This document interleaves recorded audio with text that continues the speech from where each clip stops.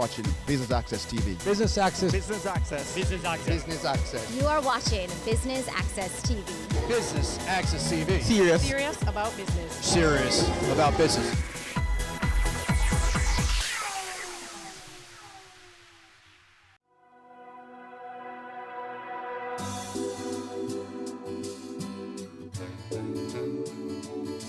Phosphorate, in partnership with Nexans and Siemens, brings to you Jamaica's largest electrical expo, and Business Access is here today for a two-part coverage. I'm your host, Amita Prasadweb, and thank you for tuning in. Please stay tuned for highlights.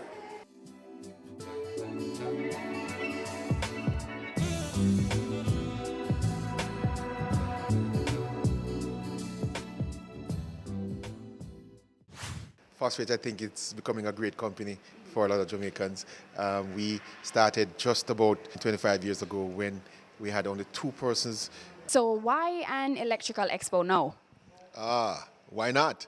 An electrical expo now is because Jamaica needs to understand that there are technology out there that can bring a lot of value and savings to the Jamaican construction industry.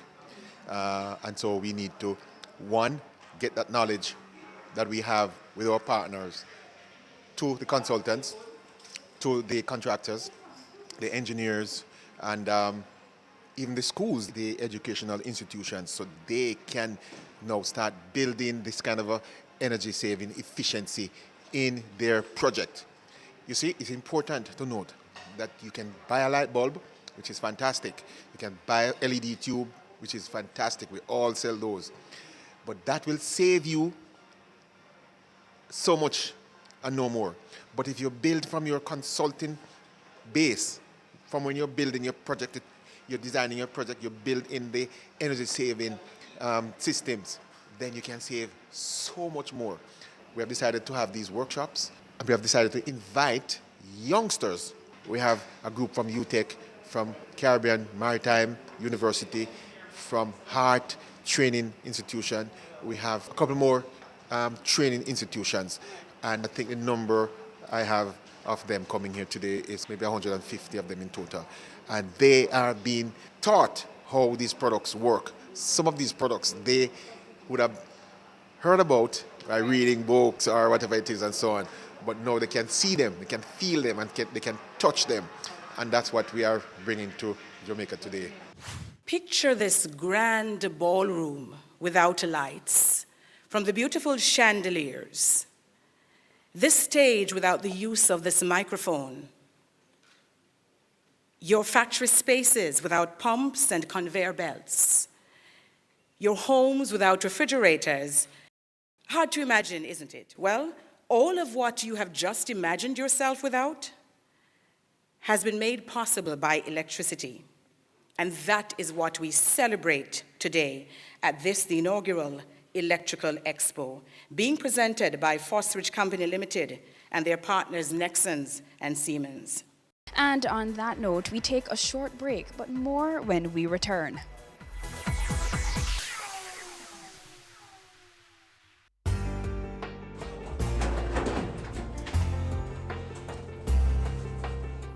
What kind of ESN paper this? I'm a birth certificate. You what? Birth certificate. Hold on. Let me help you. Where are you? Me apply for your birth certificate online on the RGD website. Your lucky things improve and get easy now. This didn't have any security feature. All your granny could have write this. Transformation is happening across the public sector. Many services are now available online. We are building a better public service for all. Brought to you by the Transformation Implementation Unit.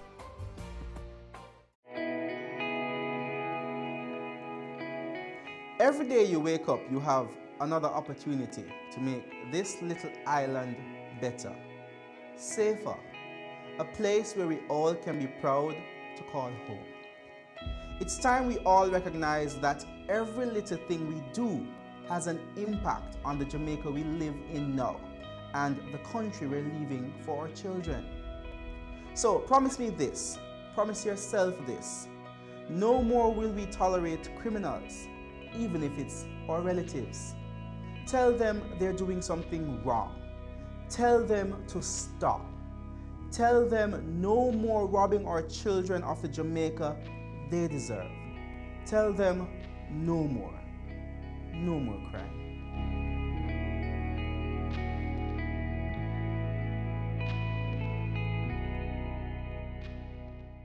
Ready for cable for as little as $100? Ready for no monthly cable bill? Ready for 10 TV channels absolutely free? Then pick up our Ready TV box at authorized stores for $4,500. Hook it up to your TV set, then top it up with Ready Credit for 1, 7, or 30 days. Buy now and get $1,000 free Ready Credit and start watching your favorite shows. Pick it up, hook it up, top it up. Ready TV. Prepaid cable TV when you're ready. Now serving Kingston and St. Catherine. Limited time offer while stocks last. Conditions apply. Business current affairs you can relate to. Frank, credible discussion. On point with Kalila Reynolds and Dennis Chung. Dissecting the issues, offering solutions to Jamaica's challenges. On point. Thursdays at 8 p.m. on Business Access TV.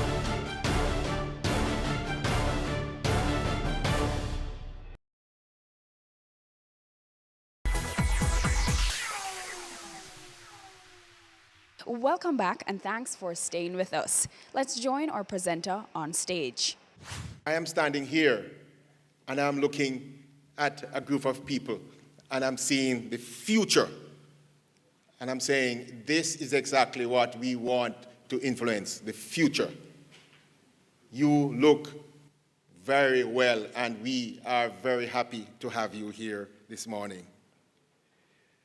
This Expo 2018 features industrial electrical products. As you know, Fosrich is in 3 or 4 segments of the electrical market. And today, this morning, we are featuring the electrical industrial product offerings that we bring to you from Fosrich. This expo also includes exhibitions and workshops. So what you will see around you are products that we do offer here at Fosrich.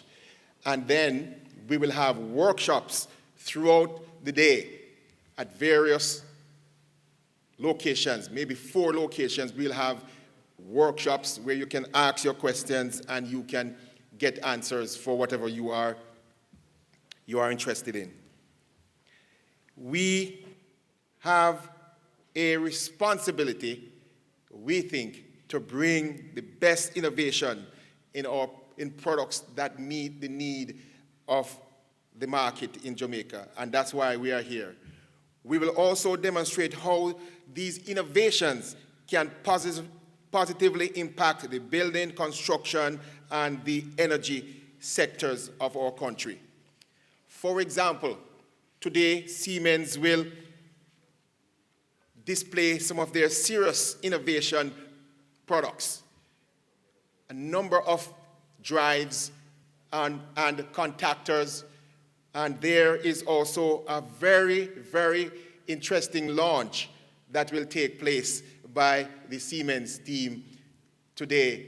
The first time this product will be launched in this side of the world will be launched here in our expo.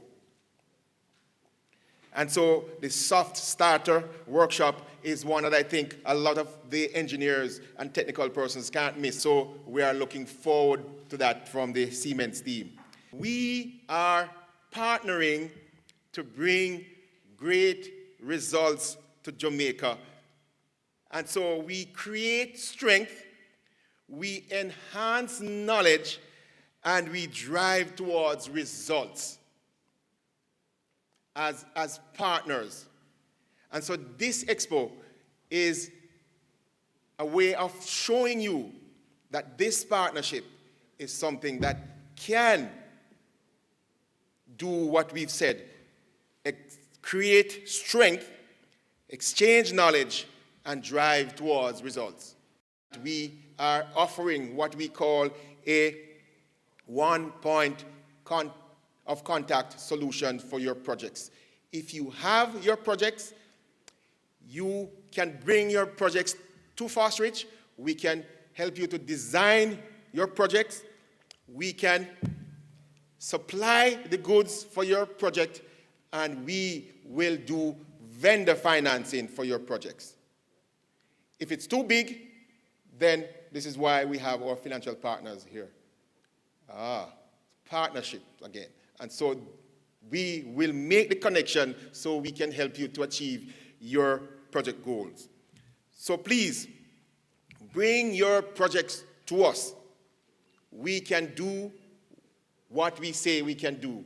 We are willing to work with you. Fosrich has been one of the leaders in promoting and supplying LED lamps for domestic and commercial applications. We need to have energy-efficient workspaces. And I'll tell you a little about what we are doing at King's House. In King's House, we have started the process to become more energy efficient. Last year, we changed out all incandescent bulbs to LED. This has been done for all our exterior lamps and floodlights, as well as interior ceilings and wall light fixtures. Whenever air-conditioned units have to be changed, they are replaced with inverter units. All of the new kitchen and laundry appliances have Energy Star rating. Our computers and other office equipment go into energy safe mode when they are not in use. Stickers and posters are prominently displayed in offices to remind staff to be energy conscious. Solar panels are installed on the roof of the main building, and the garden lamps are also solar powered. 4 years ago, the Ministry of Science, Technology, Energy and Mining, MSTEM, applied tinted window film to the panes and windows in the main building and the administration block. This has helped to reduce cooling costs in the buildings. These initiatives have resulted in significant savings in our electricity bills. I think, ladies and gentlemen, that householders, persons in the building and construction industry, the electric companies, power producers, civil society in general, and the government have acknowledged and are very aware of the importance of energy efficiency and renewable energy in reducing energy costs. This will bolster the economy and contribute to a healthier environment. I hope that the exhibition and workshops at this expo will expose the Jamaican market to the innovative products that Fosrich can offer through its international partnerships. If last year's expo is anything to go by, participants will be in for an eye-opening exhibition of products and informative workshops as the company celebrates its 25th anniversary this year. It is with great pleasure, therefore, that I declare Electrical Expo 2018 open. Thank you. We take our final break, but don't go anywhere. We have more highlights when we return. Your business matters. Business Access TV offers you the most innovative and effective advertising solution for your business, specializing in B2B sales, cost-effective solutions, the customers you want, the repetition you need. No matter the size and nature of your company, your business matters. Call us at 876-618-2870 or email us at sales@batvja.com. Business Access TV, serious about business. Violence is bad. Violence against our innocent little children is terrible. Pretending not to notice when we know or suspect that a child is suffering is awful and morally wrong. In the words of the great Nelson Mandela, there can be no keener realization of a nation's soul than the way in which it treats its children. Think about that for a second. I have a voice. It's one of my gifts. I intend to use it on behalf of our children. No more violence against our children. Make your move to stop violence against our children right now. No more. No more. No more.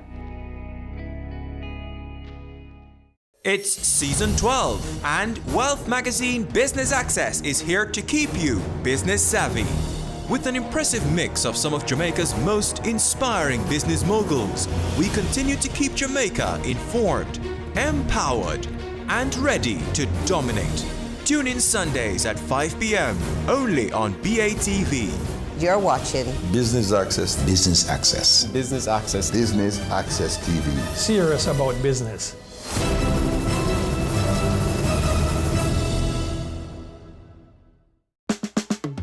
Caring Hands Season 3 continues to effect change in a changing environment. Many of us were raised by grandmothers, right? So, I mean, we know the wisdom that these people have. Going beyond business. The little leaders of today are our leaders of tomorrow. And with the proper education, we'll have very good leadership coming from that. That's Season 3 of Caring Hands, creating change and shaping lives, every Sunday at 5:30 p.m. on Business Access TV. There's only one recommendation for funding that is ever going to come from me, and that is funding from a bank. This is the cost to build, and it includes every nail and screw for the building. Our motto is building communities, building a nation. Get in the know with the world of real estate with Business Access TV's Home Sweet Home, Sundays at 4:30 p.m.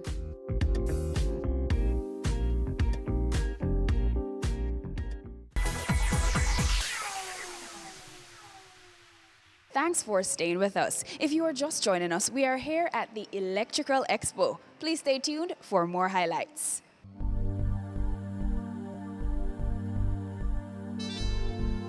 Speak to us about feedback on the ground. What are you hearing from people? Well, what I'm hearing from persons on the ground, it is very, very overwhelming. We're happy about it. A lot of persons are happy that Foster has partnered with Siemens, one of the largest and oldest company in regards to electrical controls, motors. They're a long staple for anybody who's been the old school engineers know what Siemens is. And it's a German-based company that we've brought here. And in our partnership, we are able to literally bring the first world, the newest technology here to Jamaica. And through our partnership, we are also able to build out, help persons to build out on any industrial, commercialized project that they would want to need. But these are the part of the projects that you don't see. You see a large building going up, a large hotel going up, a large manufacturing going up. They are the back-end stuff, but it keeps everything going. And through their partnership, a lot of persons are very happy. You have some legacy Siemens stuff that's out there. We are also now able to help persons who had Siemens long time ago and want to upgrade. Because you know that what's happening in industries, every industry, one of the buzzword is energy efficiency. And in efficiency, it means that your old equipment needs to now become new and efficient. And Siemens has a retrofit for their older legacy products. And so we're able now to help persons who had these projects working for years and are able to now get themselves current through those savings. The partnership with Nexans, the second largest cable manufacturer in the world, is meaning that what we're bringing is high quality cable to Jamaica at Jamaican prices. And we're able to have not just the fact that we can provide it, but we have such large stocks that we can provide any size project that you want to do. As I said, the cabling is the thing that you never see. It's buried underground or it's overhead. Forget about it. But it is really what moves us. All our power that comes from a utility comes through cabling, just to show you how important it is. And we do from residential cables up to what we're talking about today, the higher cables, the SVA cables, XLP cables. Now those may sound like French words for your acronyms, but those cables are very important. Cables that can operate in salt type conditions. So if you're doing, say you're doing a hotel or a guest house, 4 or 5 hotels on the north coast, and you're doing work on towards the sea and you have your building set up there, you have special cables that can operate in that kind of climate. Jamaica is is a large country, but it's a very small island. And in such, as you go out a couple of miles, you're already at the coast. So you are affected by salt content in your air. So the zero halogen cable is one of the things that we're talking a lot about. One of the issues that in a lot of times that there are fires, most times before the persons get burnt to death. Let's talk about it from that side. They're affected by the fumes. The fumes first is what kills. And those fumes are really, a lot of times, from the cabling, the electrical cables that are in the homes, the old type cables, they bring off a fume that fume can hurt you. The zero halogen cable are cables now that has that all reduced, and that cable is also able to take a longer time for you to get affected by those fumes. So you have a little bit of a chance that you can probably get to run out of the building before the fumes have totally affected you.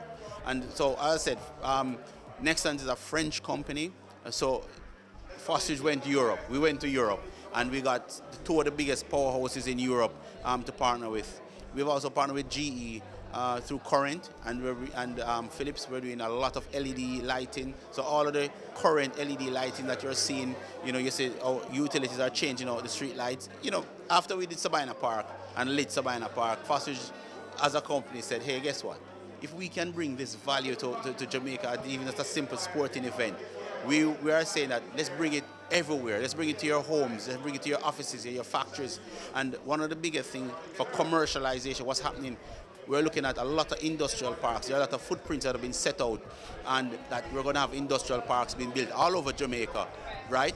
So to get to that concept, you have to have the building, you have to have the space, but then you also have the resources in regards to the power behind you, which is the cabling and the control panels and so forth. So that's basically where we are. We have a wonderful expo today. We have a lot of persons here, and they're very odd.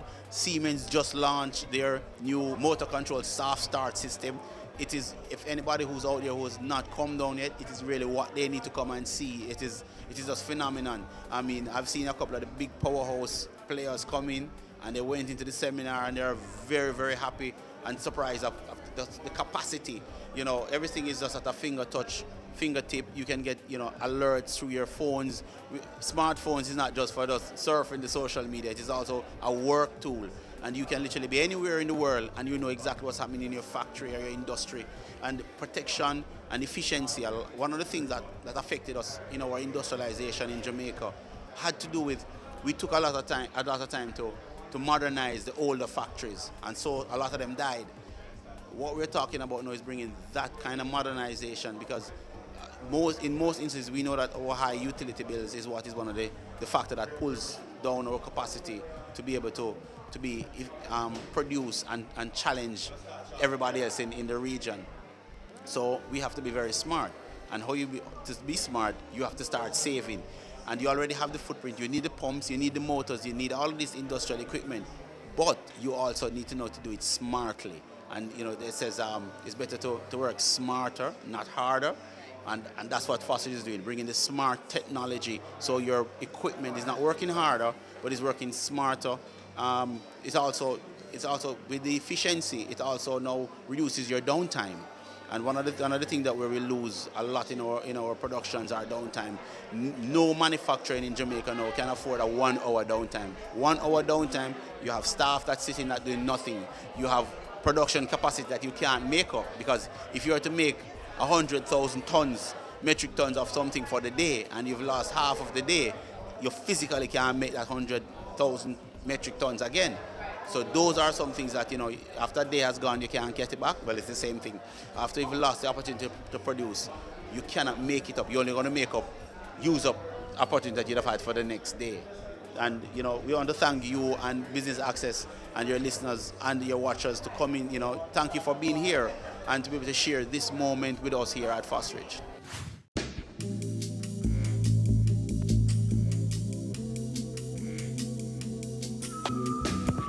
What most persons know in Jamaica are breakers and panels. And if you're in the industry, we have some samples of some of the Siemens products that we stock. Now, we have a wide range of breakers that we literally keep in our stock. We have molded case circuit breakers, and these ranges from as low as 15 amps up to 1,000 amps. Now, these are what you're using in your various power line panels, your disconnect switches for your generators, and these are available in various wattages and various amperage and voltage based on the capacity. Different lug connections. There are different types that are available. We have the Siemens lines of these are they're transformers, and we do the full range. We stock anywhere from 5 to 40 kVA transformers in various voltage scenarios, 415, 440 volt.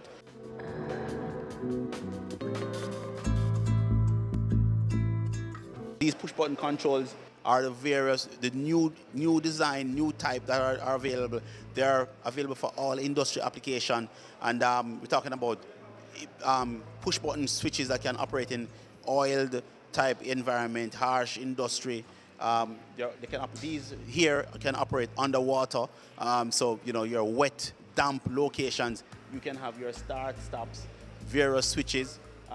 We have different key type scenarios where you can set up to give different application or different authorization to persons who are able to turn these off. Push button switches in all various push starts. This is one of the things that is big for Siemens, and for industries. You want hard, robust switches. The worst thing is to have your product, your plant go down because a switch to start the product is now down because it can't manage the rugged environment. The versatility for Siemens is that we have switches and push buttons and control switches for any application that you have available. In continuing with the Siemens line of products, this is a staple in any industrial application, any large electrical application. These are industrial P-line panels. I think affectionately most persons just call all of these panels power line panels, and we have available in stock at Fostage from P1, which is power line 1, down to a power line 5. These panels are able to operate even outdoor applications, so you can have your large electrical cables come through into these panels. And that brings us to the end of part 1 of our 2-part coverage of the Electrical Expo. I've been your host, Amita Prasadweb, and thank you for tuning in to Business Access TV, serious about business.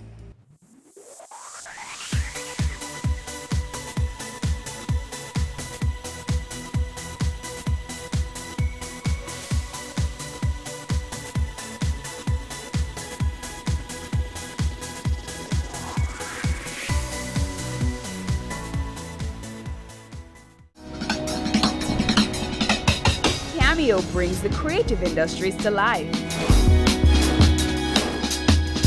highlighting creatives in different fields each week. Art. My life turns art. I breathe, I eat art. Fashion. Food. Without a customer, we're nothing but 4 walls. Music. Film. Cameo, only on Business Access TV.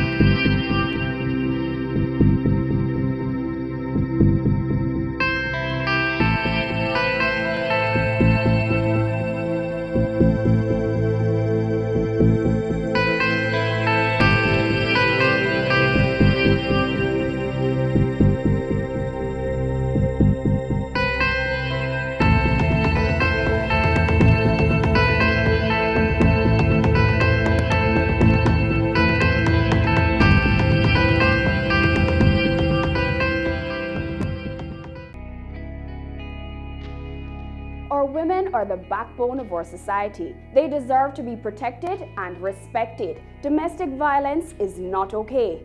Speak up and speak out. No more violence against women.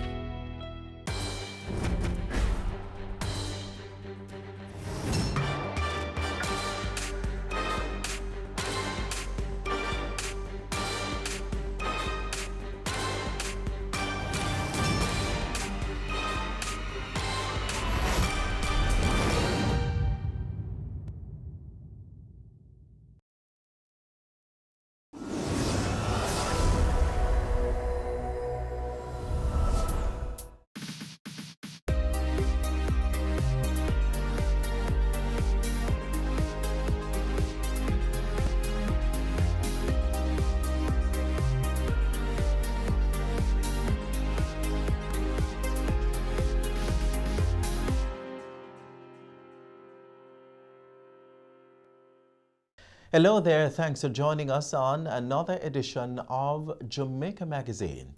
We're on the cusp of independence. That's right, tomorrow we celebrate 57 years of nationhood, 57 years of advancements, and 57 years of development. We've come a far way and continue to make strides in becoming the place of choice to live, work, raise families, do business, and as the Prime Minister adds, retire in paradise. We have a word of advice, followed by the news. Stay with us. This is the Aedes aegypti mosquito that spreads the Zika, chikungunya, and dengue viruses. Search for its breeding sites and destroy them. A message from the Ministry of Health.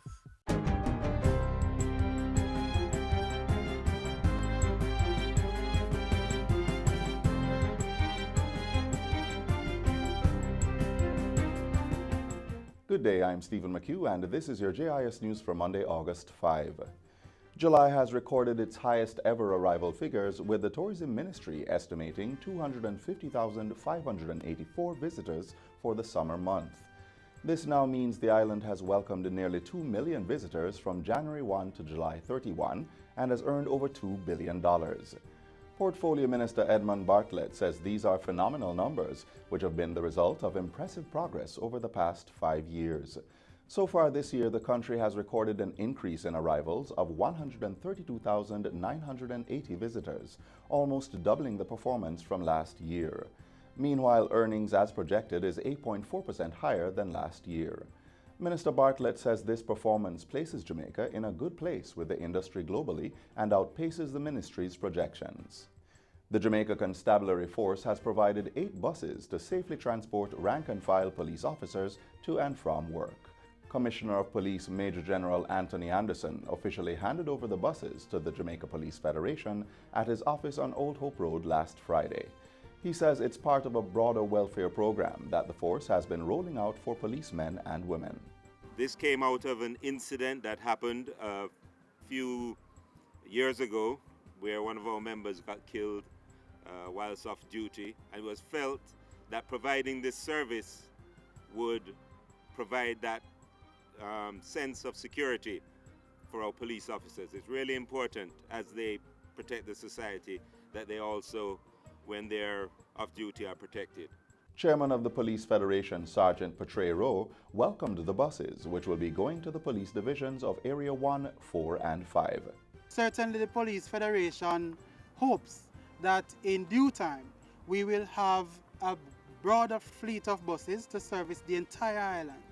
But we must indicate that this is a good start. The fleet of buses will be managed by the Police Federation's Central Executive, which has established routes and developed standard operating procedures for the vehicles. National Security Minister Dr. Horace Chang has lauded the security forces for their interception of 2,700 pounds of cocaine southeast of Morant Point in St. Thomas last week. The drug has an estimated value of over $35.7 million or 4.9 billion Jamaican dollars. Dr. Chang says the transshipment is part of the guns and food for drug trades. He says intelligence has confirmed that about 200 guns enter the island on a monthly basis, which represents a clear and present danger that must be addressed with clearly defined strategies. And who we need to catch is not the man who them used to shoot people, it's the man who's organizing this. Now what this sends us is not just that commend the improved capacity of the JDF or Coast Guard, but it tells us that operating around Jamaica now is people who have the capacity to deal with 3,000 pounds of coke. That is a serious business enterprise. Dr. Chang was closing the sectoral debate in the House of Representatives last Wednesday.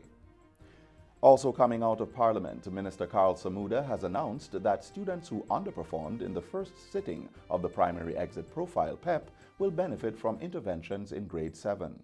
Upon entering high school, the students on pathway 2 and 3, which is the areas of greatest concern to us, are assigned to pathway coaches in literacy, mathematics, depending on what the assessment reveals. The minister with oversight for the education portfolio says that approximately 34% of the students who sat PEP this year were proficient or highly proficient in all subjects. Meanwhile, close to 50% showed limited or no evidence of the required competence. Students on pathway 3, which is the pathway that is in gravest need, will undergo psychoeducational assessments to determine their ability levels in various areas of cognition, as well as their achievement levels in all areas of literacy and numeracy. Information from this assessment will be used by the coaches to develop individual intervention plans which will be used to guide their instruction. Minister Samuda adds that by September there will be close to 100 math coaches across all regions and 20 literacy specialists to improve students' academic performance. In the meantime, the Education Ministry has spent $817 million purchasing textbooks, electronic aids, and other supplies for grades 1 to 13 for the upcoming academic year. Distribution of the resources begins this month and will support the National Standards curriculum and other curricula across the sector. And the inventory taken of books that were stored in storerooms across the country have been identified and reallocated so that it reduces the demand for books that we have had to buy. And finally, the Jamaica Fire Brigade, JFB, has received 33 computers from the Met Service to support the establishment of a bushfire warning index. The computers were bought at a cost of $4.18 million, with funding from the ACP EU Caribbean Development Bank's Natural Disaster Risk Management Program. The warning index will track, manage, and record bushfires and hopefully prevent the destruction of forests and farms across the country. The computers will have special software that will allow for the effective database management, and it will also be supported with the Global Positioning System GPS units that will assist with proper identification of these bushfire locations. Minister Darrell Vaz says this is a strategic and critical move given the extremely dry and hot conditions being experienced island-wide. He points out that the Jamaica Fire Brigade recently released figures suggesting that, along with the high temperatures, this summer is also seeing a record number of bushfires. It is also being revealed that the parishes recording the majority of these bushfires are St. Anne, St. Mary, and St. Catherine, which happens to be the same parishes experiencing the most severe drought conditions at this time. Local Government and Community Development Minister Desmond McKenzie says focus will be placed on strengthening public education about bushfires as part of the natural disaster and emergency response mechanisms. And that's it for JIS News Today. I'm Stephen McHugh. Thanks for watching.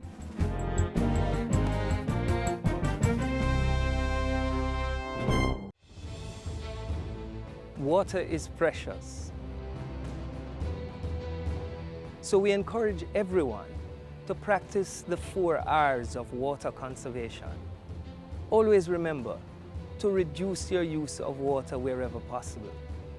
Replace water wasting devices with water savings devices.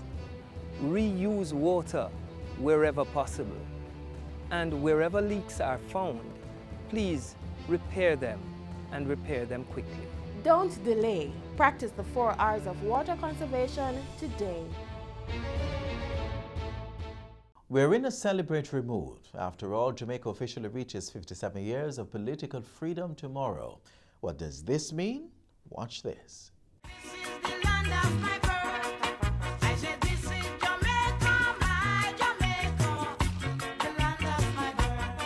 Independence memory for me was when I was about 10, 11 years old, and I went to Grand Gala.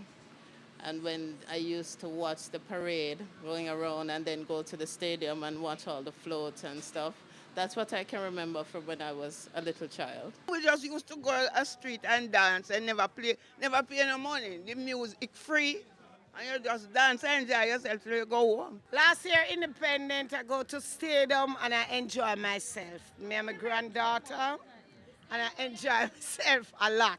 We're coming from a long way. We have struggled as black people, and it reminds us that we should remember those people who fought for us. In the 90s, when I was a child, we used to see the Jankono guys in the main street, in the main town, and we used to watch them.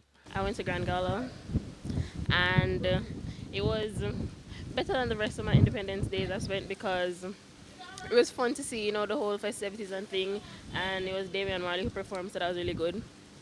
and I spent it with my family there, and it was like a good time.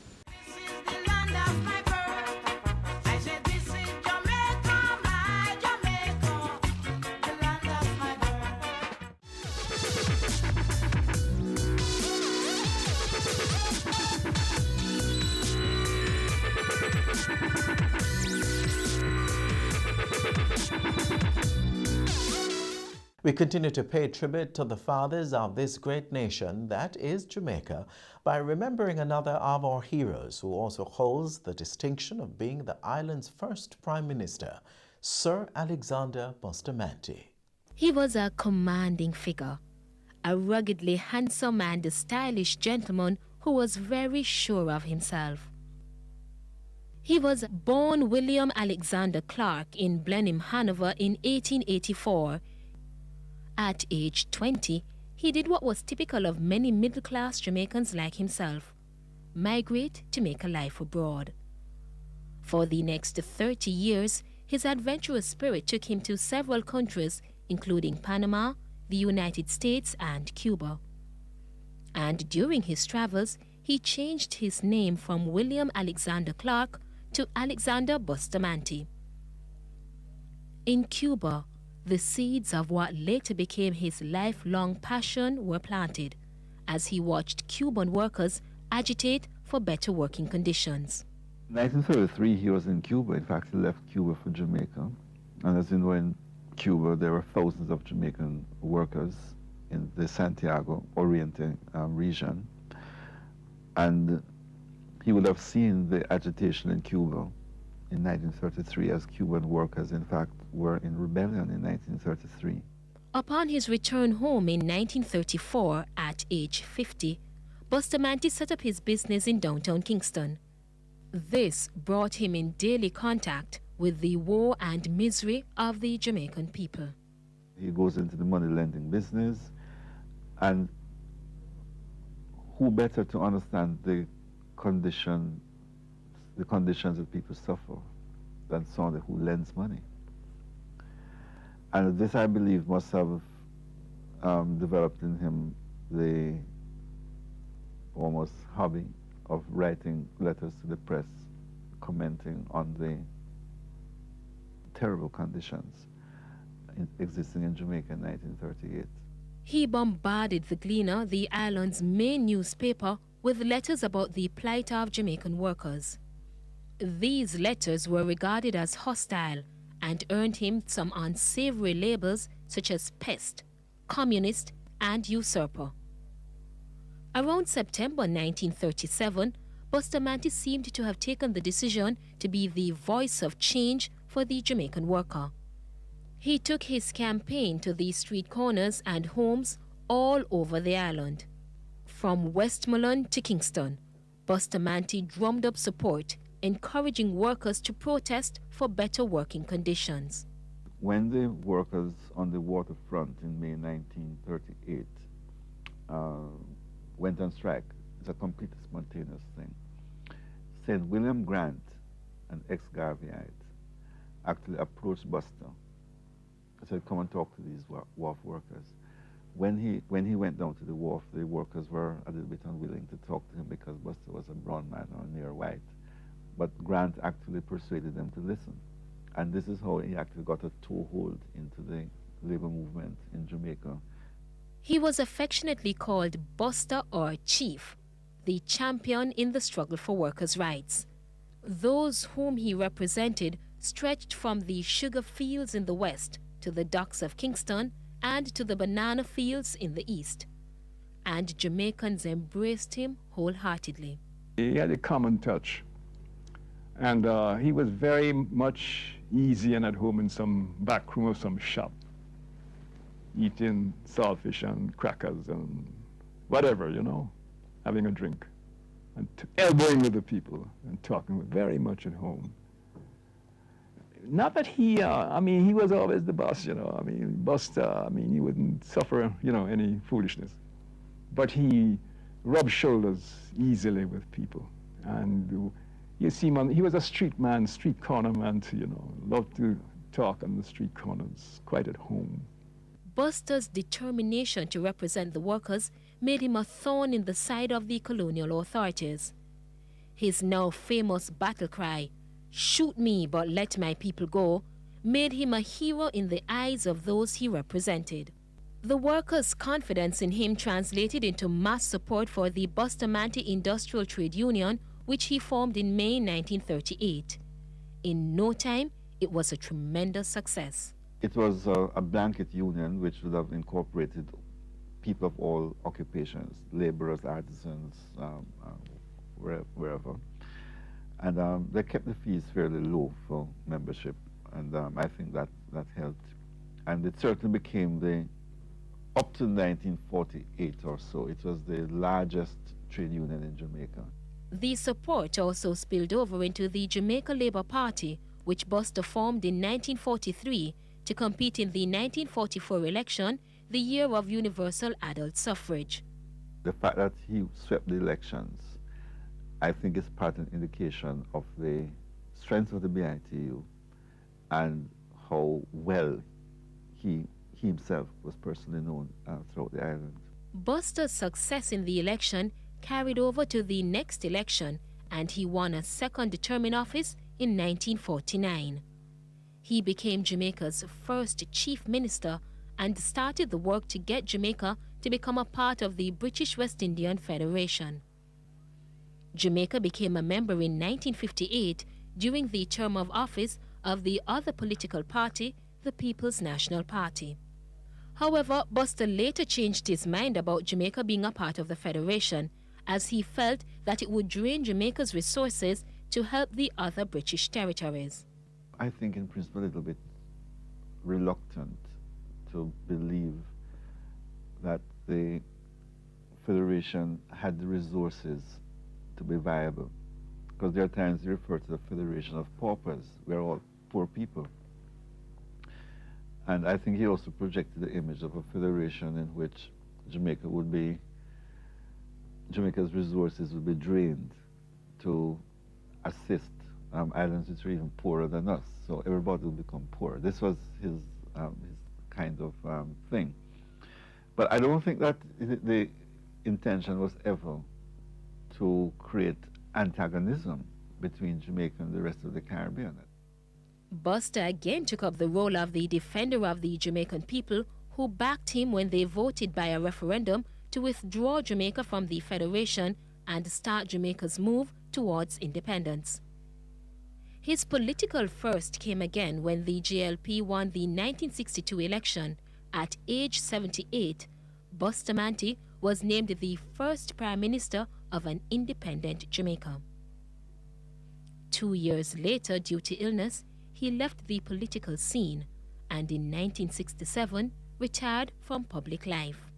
Bustamante's detractors have almost suggested that he was very limited intellectually. But there's really not any evidence of that, you know. There is really no evidence to suggest that he was intellectually incompetent. What is true is that Norman Manley was acknowledged to be such a brilliant law practitioner in the law that he seemed light years ahead of Buster, but he's ahead of everybody else too. No, I don't think he was as limited as some people make out, and I think he was able to grasp important issues and to deal with them head on. The nation's highest honor, National Hero, was conferred upon Alexander Bustamante in 1967. Here again, he created history, being the only person to have received this honor while still alive. We have often mocked the Jamaican people by saying that what they're looking for is a messiah. So what? Why shouldn't they look for a messiah? And what the word messiah really means to them was a champion, a bodyguard, a champion.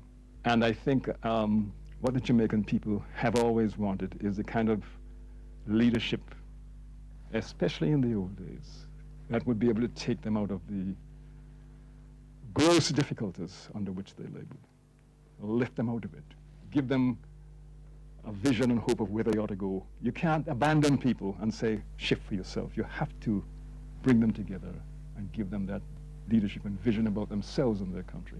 Bustamante lived for 10 years after, basking in the rewards of his labor. Today, there are numerous monuments that honor his memory and the part he played in the history of this nation. Alexander Bustamante died on August 6, 1977, 15 years to the day that he stood proudly to witness his ultimate success for the Jamaican people, independence.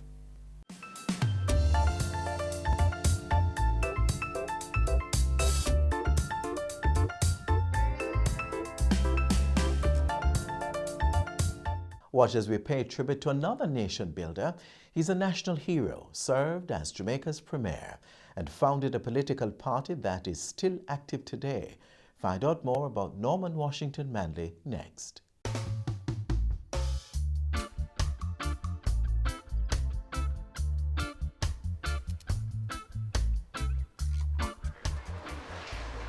Miss, Yes, Betchen. I don't really know much about Norman Washington Manley, other than that he is one of our national heroes. Can you tell us more about him? Sure, but I want you all to listen very carefully, okay? Norman Washington Manley was born at Roxborough, Manchester on July 4th, 1893. He was a brilliant scholar, which meant that he did extremely well in school and later went on to be a lawyer. It was Norman Manley's expertise as an attorney in the criminal, civil, and appeal courts that laid the foundation for what was to be his life's work in Jamaica's political development. It all started with his advocacy for the country's banana growers who wanted to establish a banana shipping company, but this was strongly opposed to by a foreign-based exporter in Jamaica. Still, that did not stop Manley from intervening. And in the end, the export company set aside 1 cent per sum of banana exported from Jamaica to form a fund called the Jamaica Welfare Limited. And what do you think these facts say about the character of Mr. Manley? Miss, he was not only concerned about the farmers or the poor, but he was also dedicated to helping them. That's true. And in 1938, when a series of industrial actions broke out, workers went on strike, Norman's cousin, Alexander Bustamante, who is another one of our national heroes and who is also a strong defender of the poor working class people, was arrested. And guess what? Alexander Bustamante asked Norman Manley to represent the striking workers who were determined that they would not return to work until Bustamante was released. Norman's response would forever change the course of his life. And that night I made up my mind, and I put an advertisement in the leading newspaper of Jamaica that I would represent all the striking groups in the country. His ability to negotiate the cause of the poor resulted in Bustamante being released and the workers' fury calmed, at least for a while. By this time, Norman Manley had reached a turning point in his political career.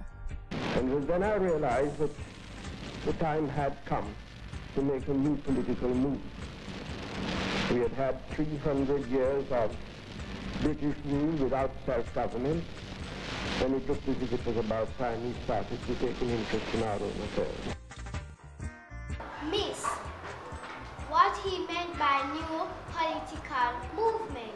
Was he going to stop looking out for those workers? No. He still cared for the people, but he wanted more for them. Remember in 1938 when he formed the People's National Party? Yes, miss. But the people, especially the poorer working class, were not allowed to vote. So he set out on a mission to change that.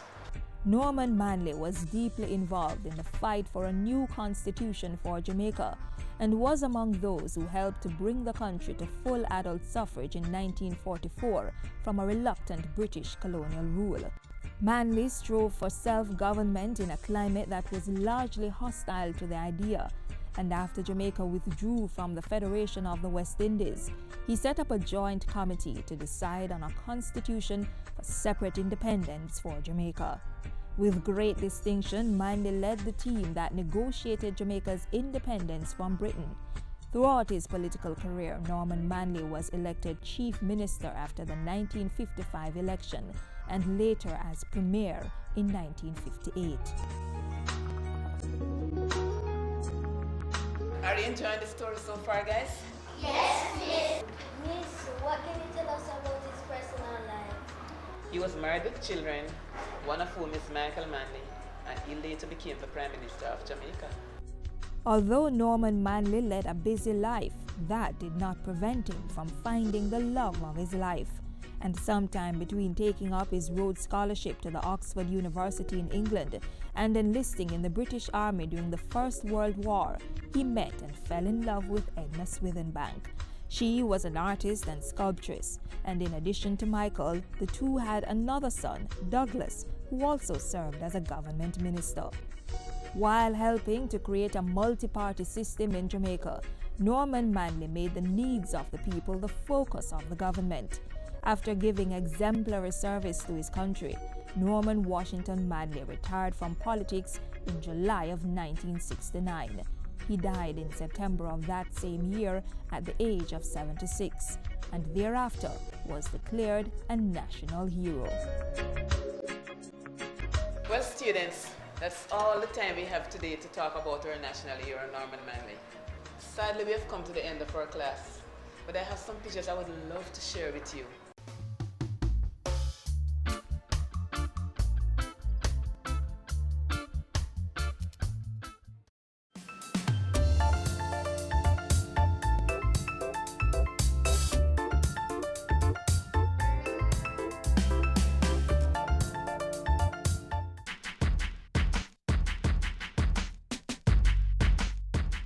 President Uhuru Kenyatta of Kenya is on the island for a 3-day visit that's expected to bring Jamaica and the African country closer together. In addition to participating in Jamaica 57 Grand Gala activities, he's also expected to attend the Denby Agricultural, Industrial and Food Show. President Kenyatta and Prime Minister Andrew Holness will also continue talks started on the margins of the United Nations General Assembly and the G7 Summit in Canada last year. At those meetings, the two discussed possible code share for airlines, trading coffee and peanut, as well as speaking with one voice within the African, Caribbean and Pacific group of countries. Discussions also focused on increasing exchanges in culture, entertainment and tourism. A possible agreement was also explored to share information between athletics coaches. So you see, possibilities for future collaboration and partnership are endless. Jamaica is on the move, leveraging our brand to bring economic growth and job creation, all in a bid to provide hope for our people.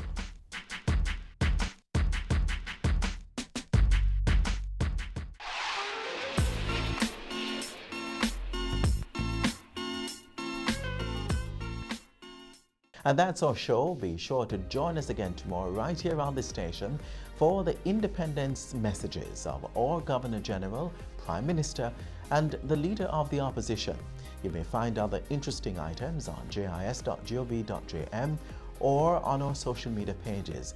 There's also our mobile app that's Android and iOS compatible. On behalf of the entire team at the JIS, I'm Adrian Atkinson. Thanks for watching. This has been a production of the Jamaica Information Service, the voice of Jamaica. Ready for cable for as little as $100? Ready for no monthly cable bill? Ready for 10 TV channels absolutely free? Then pick up our Ready TV box at authorized stores for $4,500. Hook it up to your TV set, then top it up with Ready Credit for 1, 7 or 30 days. Buy now and get $1,000 free Ready Credit and start watching your favorite shows. Pick it up, hook it up, top it up. Ready TV, prepaid cable TV when you're ready. Now serving Kingston and St. Catherine. Limited time offer while stocks last. Conditions apply. Hi, I'm Richard Panduit, CEO for the Separate Group of Companies. You're watching Business Access TV. We're serious about business.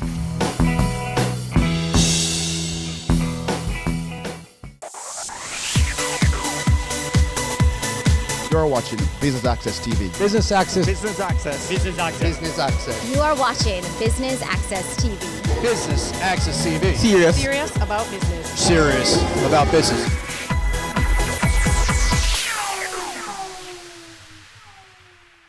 Welcome to another PSOJ President's Breakfast Forum, the third in the series for 2018.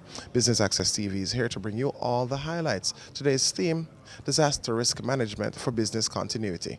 I'm your host, Gareth Williams. Stay with us. And welcome to the PSOJ's third President's Forum for 2018. We have dubbed this one the Disaster Risk Management for Business Continuity mini seminar. Big words, big long sentence. We can't get into anything too complex this morning. At least I can't. Well, first of all, because I can't manage complex, right? I tend to try and stay with simple and direct.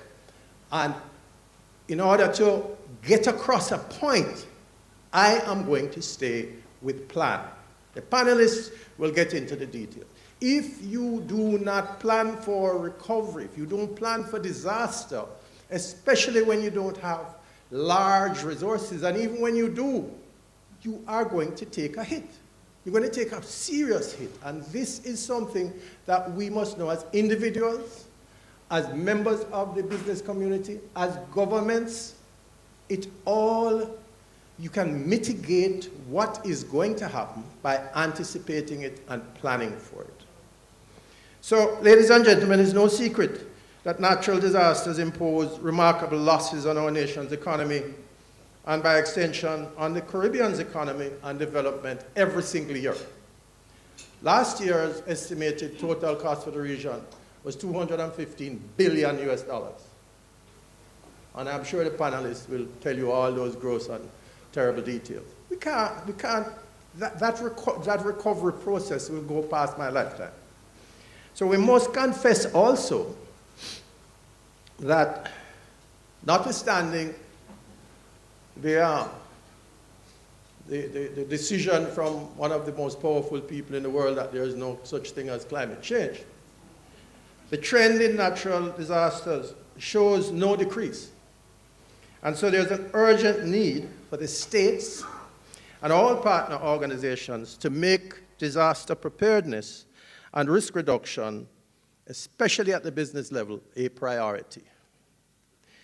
If we're being honest with ourselves, we will admit that the campaigns leading up to the hurricane season are never really as comprehensive enough as they should be. We have silos of information, silos of planning, silos of behavior. We need to open those walls and share. And this is the other purpose of this seminar from the PSOJ's point of view. We need to establish the linkages to understand what it is we each other are doing so that we don't duplicate and that when something happens, we know where we can get what. Okay? So that's the other theme that I would like to encourage. And I have been speaking about this and will continue to speak about participative democracy. We have a tendency to say, once we have voted, it's the state's business to take care of us. That used to happen on the plantation. We're not on the plantation anymore. We must take care of ourselves and each other. So I will continue to stress the participative nature of our activities in this country we call our own.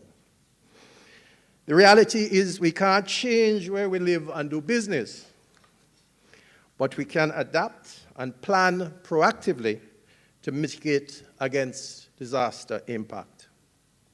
The IMF, in its recently published book entitled Unleashing Growth and Strengthening Resilience in the Caribbean, dedicated many pages to talking about fiscal challenges in the Caribbean, coping with natural disasters.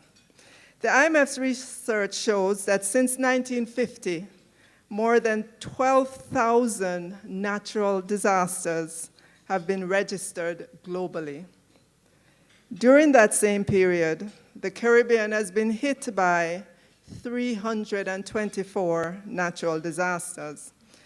So you might say the 324 looks like a small number when compared with the 12,000, but the research shows that the economic impact of these 324 natural disasters in the Caribbean has been substantial, exceeding US $22 billion in constant 2009 dollars over the period 1950 to 2016, and those figures may be consistent with what you know. Contrast this $22 billion US dollars to the cost estimated at about $58 billion globally, and you get a sense of the magnitude of the vulnerability of our tourism-dependent economies in the Caribbean. So we in the Caribbean have suffered about 38% of the global damage from natural disasters.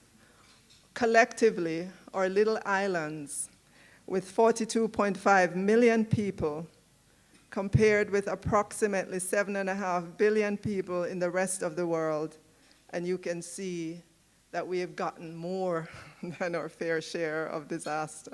I am pleased to say that we have put in motion and are far along with our analytical work that will guide the eventual establishment of a policy framework for disaster risk financing at the national level ahead of a disaster.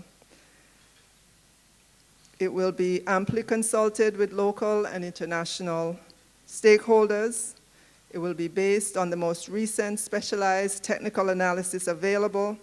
In the end, what we envision is that we will have a portfolio, a suite of products for different levels of disaster, and a transparent investment plan to mitigate harm to people and damage to infrastructure. So we will continue to maintain a contingency in the budget to deal with those high-frequency events that have relatively low levels of damage. Rather than the one product that we have now, which is the CREF, that only kicks in. CREF means, catastrophic insurance that only kicks in if there's a catastrophe. We envision different market-based products with quick disbursement features. We'll utilize the market for contingency lines of credit and catastrophic bonds, all within our envelope of affordability. We'll be right back with much more from the PSOJ President's Breakfast Forum.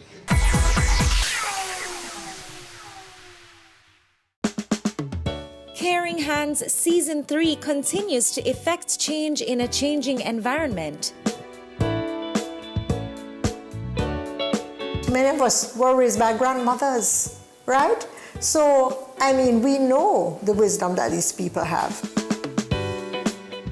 Going beyond business.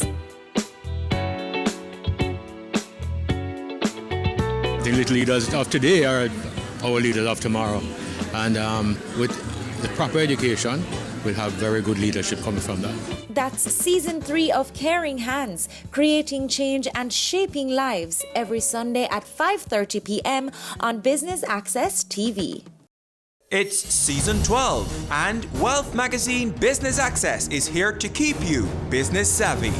With an impressive mix of some of Jamaica's most inspiring business moguls, we continue to keep Jamaica informed, empowered, and ready to dominate. Tune in Sundays at 5 p.m. only on BATV. You're watching Business Access. Business Access. Business Access. Business Access TV. Serious about business.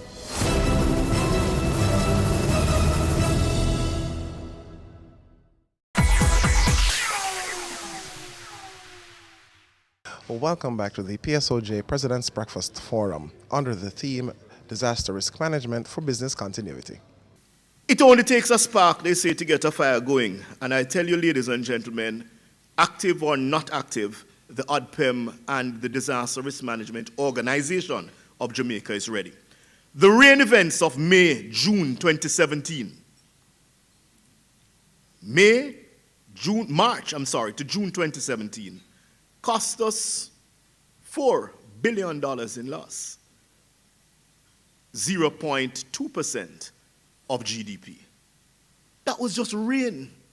A trough came over us, and 0.2% of GDP was lost. Can you imagine what would happen if we had a tropical cyclone? The events in Montego Bay, November 22nd, 91.5 millimeters of rainfall occurred in 4.5 hours, flooded some 27 communities, $37 million in losses. The ODPEM continues to remain at the forefront of disaster preparedness in Jamaica and, yes, in the region.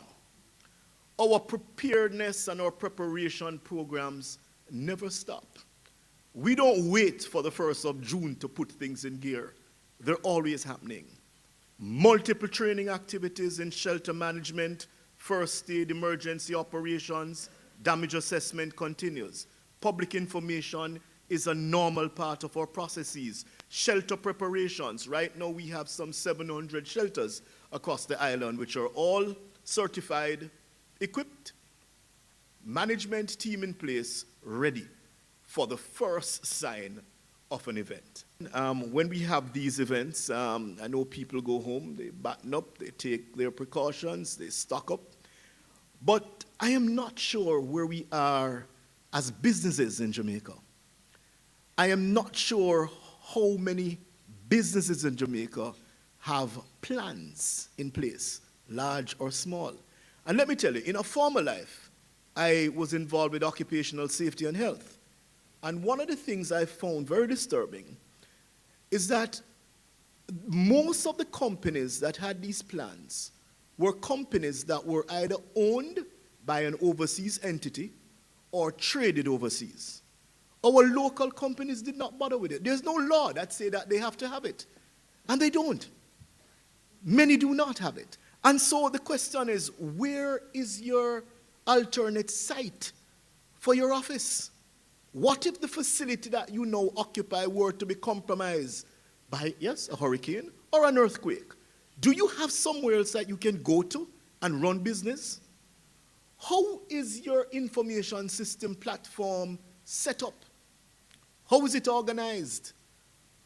Where can you replicate data from? Can you go to another site, plug and play, if your server in your physical building were to go? Ladies and gentlemen, your recovery will depend and will tell the country where we sit.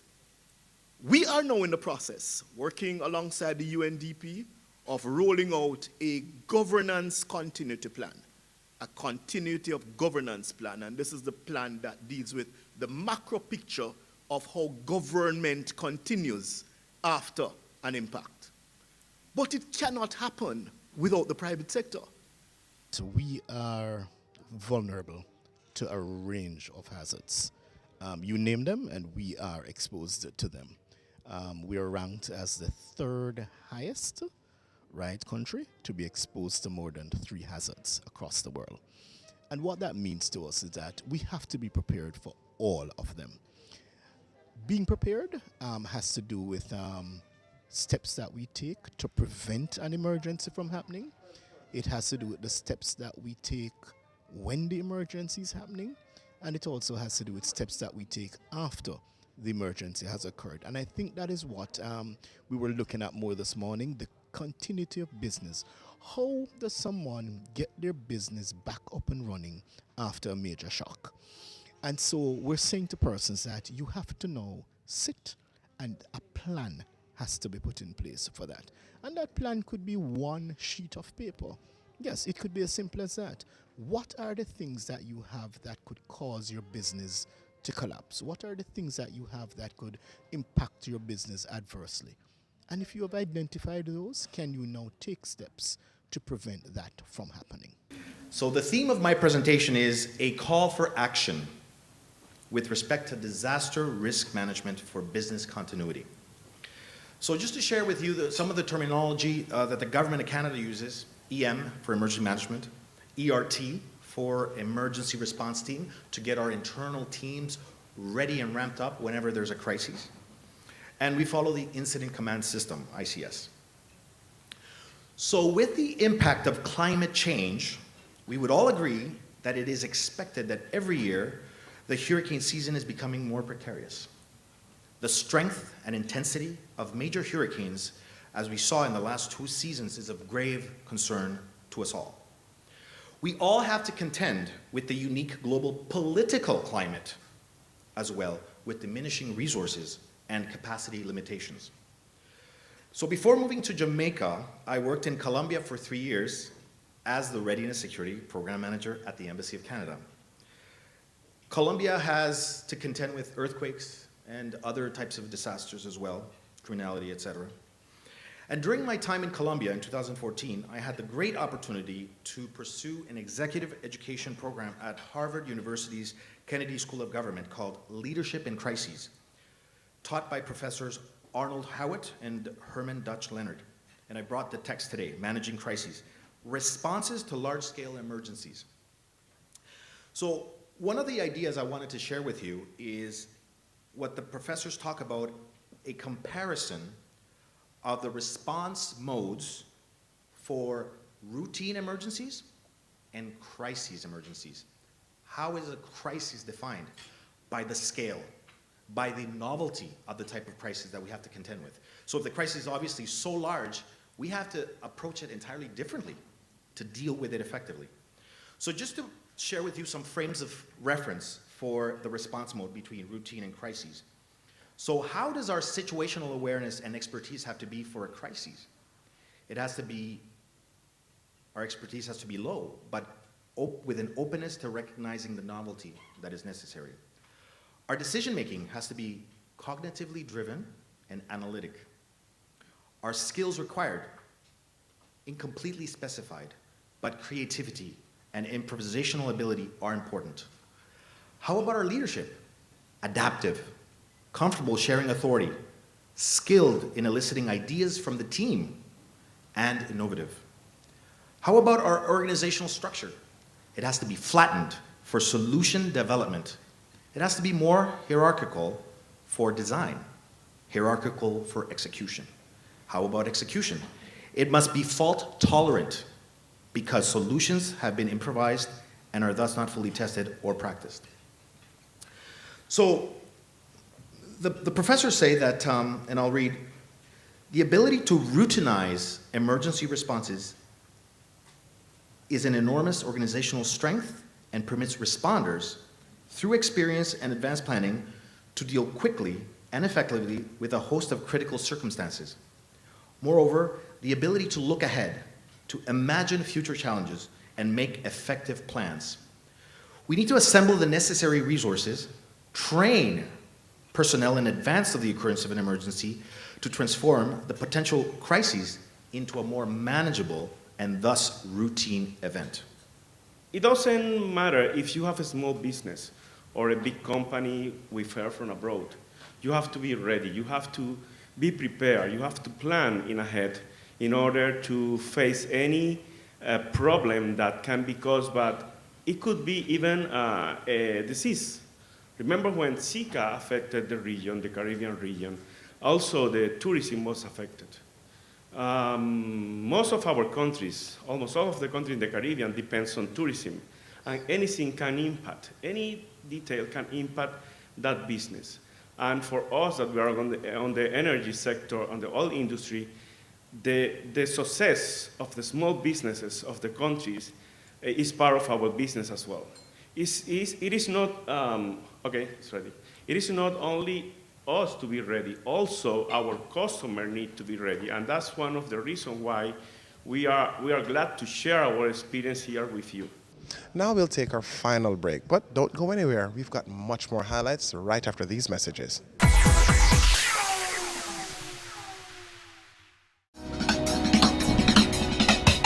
Cameo brings the creative industries to life,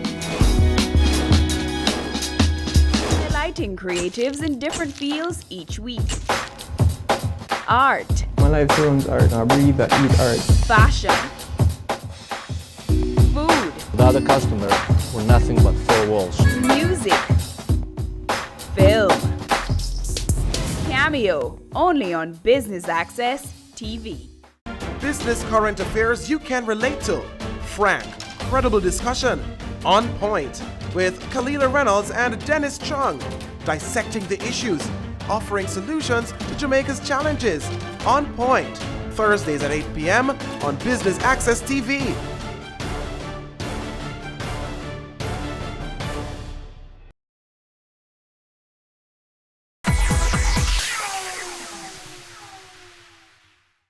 Thanks for staying with us. And if you're just joining us, we are at the PSOJ President's Breakfast Forum under the theme Disaster Risk Management for Business Continuity.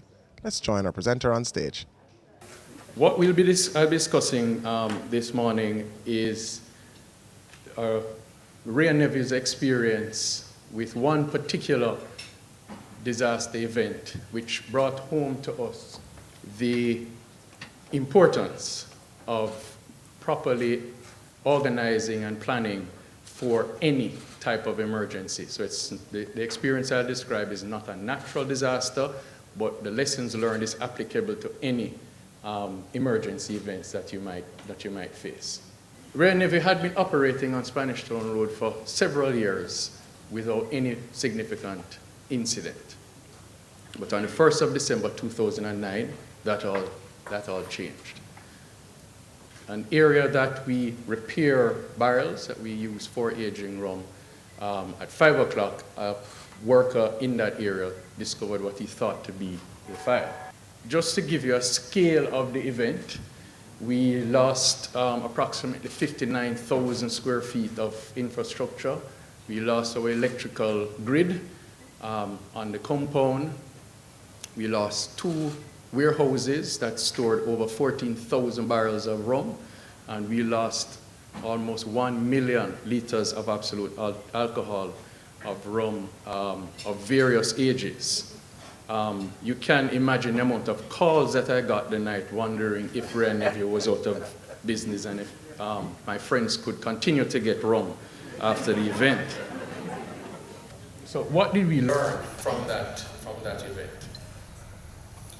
Although we thought we had established emergency response plans and systems that could deal with any eventuality, when the actual emergency occurred, we found that to be not the case. There were deficiencies that were highlighted, some of which included the preparedness for the eventuality. Because we hadn't had an incident for some time, we did not put training as a priority. It is key for employees to know when an event occurs, what are the things to do automatically. We did drills, but the drills turned out to be evacuation drills. There was weakness in command and control. We didn't establish a proper incident command post from where all the directions were given at the time of the emergency. Access control was also weak. There was a point where the managing director and the prime minister themselves were next to the fire while it was going on. I don't think that is a smart thing to do, given the nature of alcohol fires. We also had identified to us weakness in our resourcing specific to the emergency. In this case, it was an alcohol fire. Specific to alcohol fires, you really need alcohol-resistant foam. You need to have copious amounts of water. We were not prepared for that. And communication, also key in the event of an emergency. Who is that single point of contact for the outside world that will get the information accurately and on time? Internal communications, are we sure that everybody who needs to respond to the emergency is getting the right message? All those things we found to be deficient. Coming out of the experience, we made several recommendations, some of which have been achieved. The key ones being the improved emergency response framework, our improvement in our disaster response plans, and the fact that we initiated business continuity, which I'll discuss shortly. It was made clear after the event that we needed to ensure that our plans conformed to the principles of emergency management, which you see there. So we had to ensure that whatever system we came up with for future eventualities addressed the mitigation of the emergency, right? Trying to prevent it in the first place, preparation of our teams, ensuring they know what to do in the event of the emergency, the actual response to the emergency, make sure that those plans are properly documented and understood, and how do we recover as quickly as possible after the event. There are several components of business continuity, as I'm sure you are aware. We have been focusing in the last several years on the emergency response component to ensure that we are as prepared as possible, both through documentation and preparation of the teams to respond to likely emergencies. As part of the Campari Group, we have the benefit of a crisis management plan, and our disaster recovery, certainly as it relates to information technology, is well advanced. Where we need to do work, and the intention is to start that in earnest by the end of this year, is the business recovery aspect. So we have done ad hoc business impact analyses, but we need to do it more comprehensively, and so we can put the complete business continuity plan together. So as soon as possible after an emergency, we can be up and running effectively. For MSMEs that don't have the kind of resources as large businesses, such as Jerry and Neville, my advice is don't worry about that you don't have the kind of resources that larger companies have.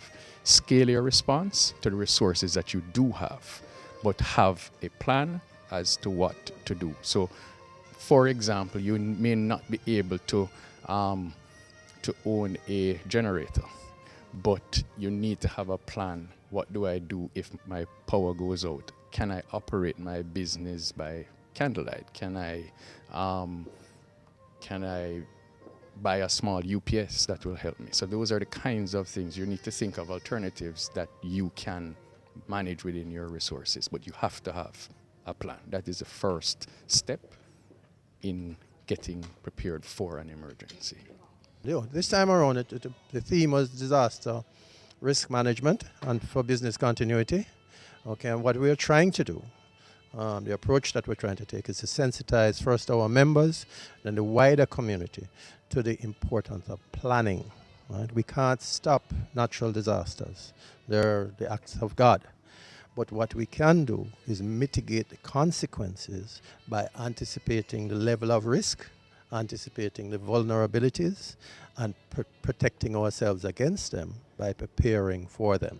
So one of the things that the PSOJ is trying to work on with ODPM is the development of a disaster plan template, a standard plan that small businesses and medium-sized businesses can look at and fit their circumstances into it. So for the next staging of our President's Forum, we are looking at customer service promotion and forum that will deal with the elements of customer service in Jamaica.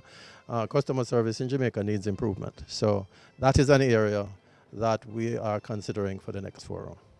That brings us to the end of our coverage of the PSOJ President's Breakfast Forum. Until next time, I'm Garth Williams. Stay tuned to Business Access TV, serious about business.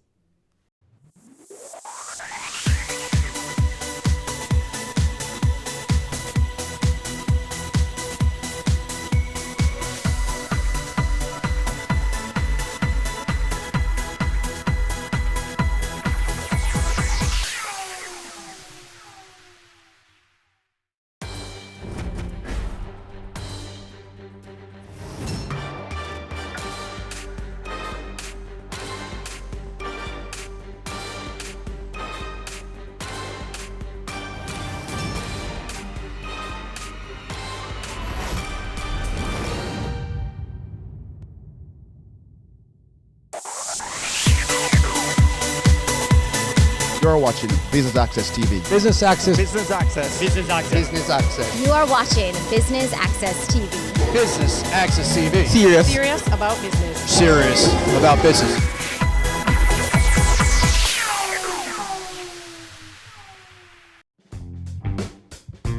New Fortress Energy recently hosted an entrepreneurship workshop at the Jamaica Pegasus Hotel, and Business Access TV was there to bring you the highlights. Stay tuned.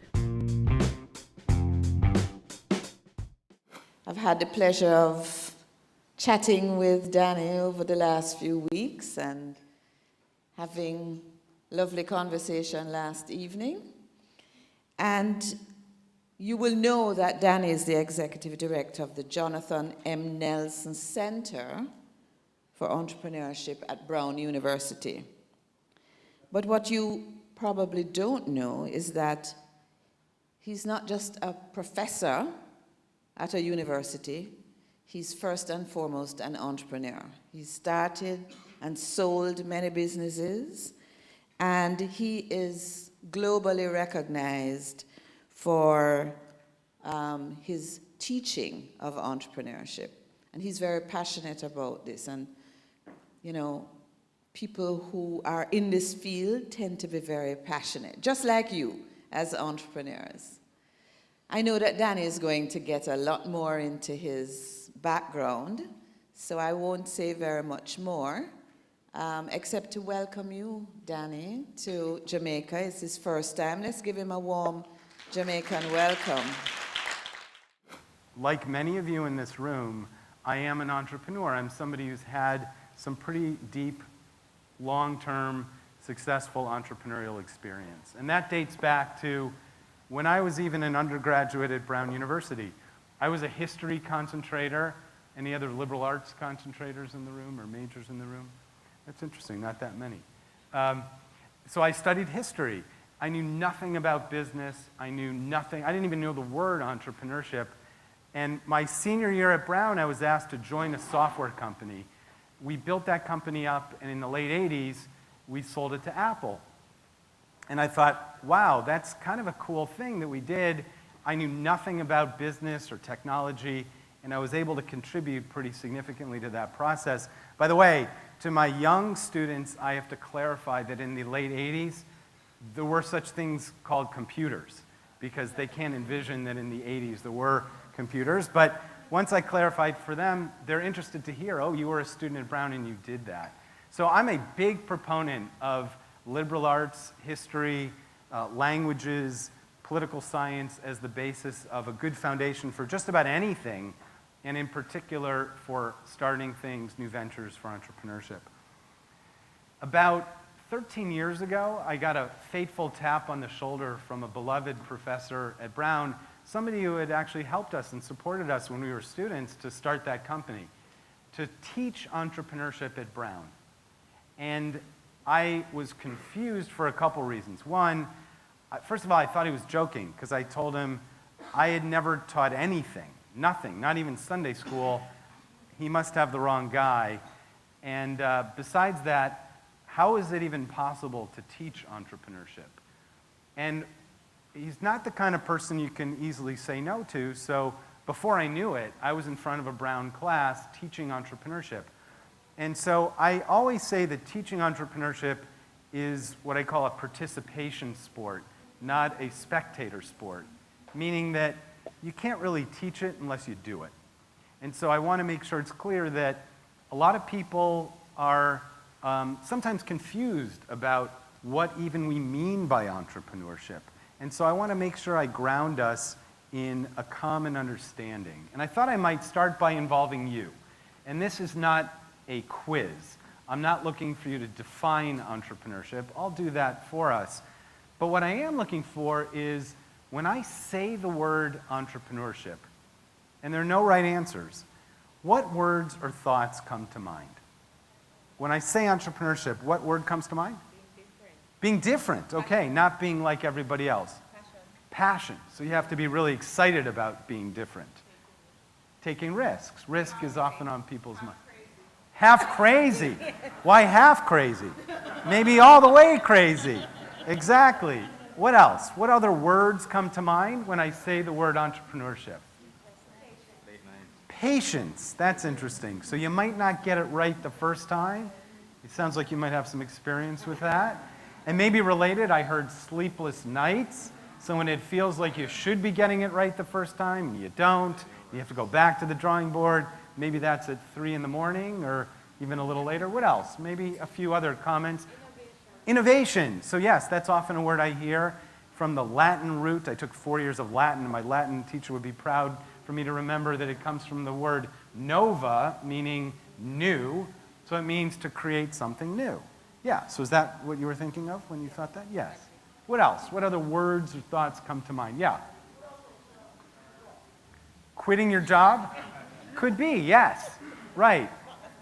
Not necessarily, but in your point of view, that's your sense of it, that you're losing your ties to a dependable income and you're going all in by being aggressive. Could be.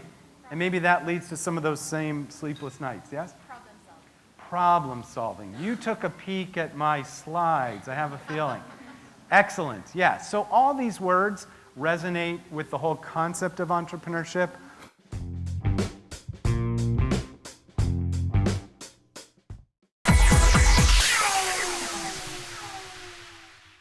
Do you want more experience from your SUV? Introducing the 2020 Nissan X-Trail with leading-edge technology, intelligent ride and chassis control, a round view monitor, and hill start assist for confidence behind the wheel, plus auto headlights and panoramic sunroof. Drive the SUV with more experience. The Nissan X-Trail, available today at Fidelity Motors. Cameo brings the creative industries to life. Highlighting creatives in different fields each week. Art. My life turns art. I breathe, I eat art. Fashion. Food. Without a customer, we're nothing but four walls. Music. Film. Cameo, only on Business Access TV. Ready for cable for as little as $100? Ready for no monthly cable bill? Ready for 10 TV channels absolutely free? Then pick up our Ready TV box at authorized stores for $4,500. Hook it up to your TV set, then top it up with Ready Credit for 1, 7, or 30 days. Buy now and get $1,000 free Ready Credit and start watching your favorite shows. Pick it up, hook it up, top it up. Ready TV. Prepaid cable TV when you're ready. Now serving Kingston and St. Catherine. Limited time offer while stocks last. Conditions apply. So New Fortress Energy is a global energy infrastructure company. What we've done in Jamaica is we've actually helped partner with JPS to introduce natural gas into Jamaica. And so we have two big projects in Jamaica, one in Montego Bay and one at Old Harbor, that are bringing the infrastructure into Jamaica so that we can bring clean energy to provide to power for the power plants in Jamaica, as well as industrial customers like Red Stripe, UE, and others. So we're helping the transition for Jamaica to go from the heavy fuels, the polluting fuels, to clean energy like natural gas and renewable energy like solar and wind. How important is it for you to host an event of this nature for the entrepreneurs of Jamaica and outside of Jamaica as well? Yeah, we are super excited to participate and help facilitate this event because entrepreneurship is so important to the economic growth and sustainable growth of an economy. Our company was founded by Wes Edens, who's a big investor in Jamaica, a big believer in the economic potential of this country, and he's an entrepreneur. So he understands the principles and the practices that you need to put in place for small businesses to grow and flourish and become medium businesses and become large businesses and employ a lot of people. And so what we want to do here is not only invest heavily in energy infrastructure, which we're already doing, but invest in the overall economy. And so we're focused on education and we're focused on entrepreneurship.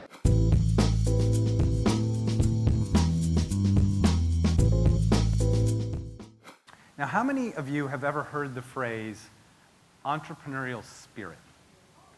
Yeah, a number of you have. I have too. And I have to tell you, I cringe when I hear it. And I'll tell you why. Because it doesn't really mean anything to me.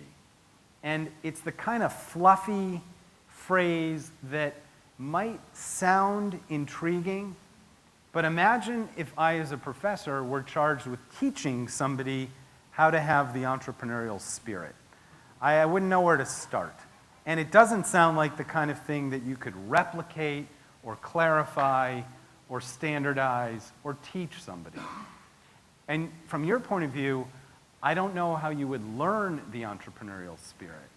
And so instead, what I've done through the years, since that fateful moment when I was an undergraduate, drawn into my first entrepreneurial experience, when I was asked a few years later to teach at Brown, and I started to rack my head to say, okay, I got to do this teaching. How am I going to teach people entrepreneurship?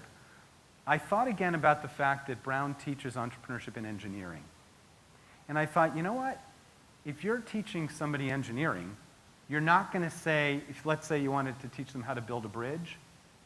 How would it sound if you said, you know what? Just go out there and have the bridge building spirit. How absurd would that sound? You laughed, of course. You know, just go out there and throw up a bridge, and if it holds the trucks and the cars, terrific. And if instead they come crashing down to earth, then go out there and be persistent. Just try it again. No, that would sound totally absurd. Brown would lose its accreditation. It wouldn't have an engineering school. And yet, many of you nodded your head when I said, how many of you have heard that phrase, entrepreneurial spirit? And I contended back then, and even more so given all the experience I've had teaching people entrepreneurship, that it's even more absurd to talk to people about entrepreneurship without having it grounded in a structured process. In bridge building, in the engineering school, we've distilled out of the whole enterprise of bridge building some standard elements that you can follow that have organized components to them. A structured methodology, a beginning, a middle, and an end. Every bridge follows a certain standard type of guideline in terms of how it was built. At the same time, every bridge is different from every other. Functionally, operationally, aesthetically. And so there's room, even when you're following a structured process, for your bridge to reflect the own nuances of whatever bridge it's going to be. And similarly, in entrepreneurship, I'm going to share with you the 3 structured elements of the process that I teach that you can learn and master. And even still, just like in bridge building, there's a lot of variation in terms of the kind of ventures or startups that all of you are involved with or could be involved with. And so these are those 3 elements that I distilled into my own teaching and that I teach people all over the world. The first is find and validate an unmet need, which in short means, what's the problem? What problem are you looking to solve? And I always advise starting with defining that unmet need, especially in the context of people who are technology focused. Remember, I teach in engineering, so I'm surrounded by lots of them. And they tend to rush past defining the problem. They like to dive in with a technology that they think is a solution. The problem is, it's a solution in search of a problem. And that's a pretty costly, error-ridden way to start the process. So instead, we always start with find and validate an unmet need. The second is develop a value proposition, which is the second part of this process.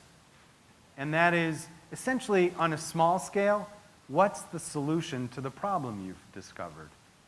It could be in a lab, it could be in a maker space, it could be in a social enterprise incubator, but what's the solution to the problem you've identified on a small scale? And then really important is this third element, and it's often where I think people fall short. And actually I've heard a little bit of theme in my limited time already today in Jamaica that this is an area that people are concerned about, and that is, even if you've identified an unmet need that is worthy of addressing, even if you've developed a small-scale solution to that problem, the third element is create a sustainability model that enables you to have big impact at scale. So you're not only having impact in your small neighborhood or university or parish or even across Jamaica, but in a way that has sustainable, big impact that you can replicate, that you can scale across perhaps the entire world. So it's those three elements that are really critical as we think through this entrepreneurial process. And what we're going to do for the remaining time we have today is dive pretty deeply into this first one, find and validate an unmet need. I feel really strongly about doing that because I find that if you shortchange that part of the process, then you build a really flimsy foundation for what comes next. And if you build a really firm foundation by establishing a very clear and actionable unmet need, then those two other elements of value proposition and sustainability model roll themselves. Talk to us about some of the partners that made this event possible today. So we came in and really enlisted, saw where the ecosystem for entrepreneurship is very vibrant, very active. Jamaicans, on a whole, are really entrepreneurs themselves, and recognize some incredible organizations that were doing amazing work, like First Angels, Development Bank of Jamaica, Jamaica Business Development Corporation, Branson Center, and it's a huge ecosystem that we have tapped into. And of course, on the educational level, you have UA as well as UTech and Northern Caribbean University. So we are plugged into that mechanism. I mean, what we want to do is to add to the conversation and try to impact it via investment where, access to capital for startups are a little bit of a challenge for them. So this is one area that we're really focused on to see how we can assist micro, small, and medium-sized business to gain access to capital.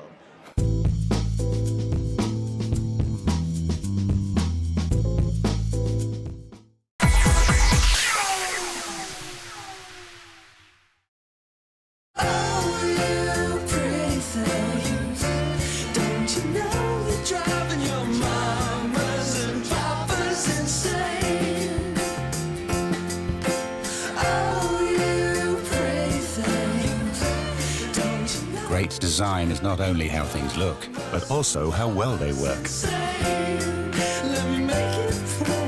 The GLC, more than meets the eye. Business current affairs you can relate to. Frank, credible discussion. On point with Kalila Reynolds and Dennis Chung. Dissecting the issues, offering solutions to Jamaica's challenges. On Point, Thursdays at 8 p.m. on Business Access TV.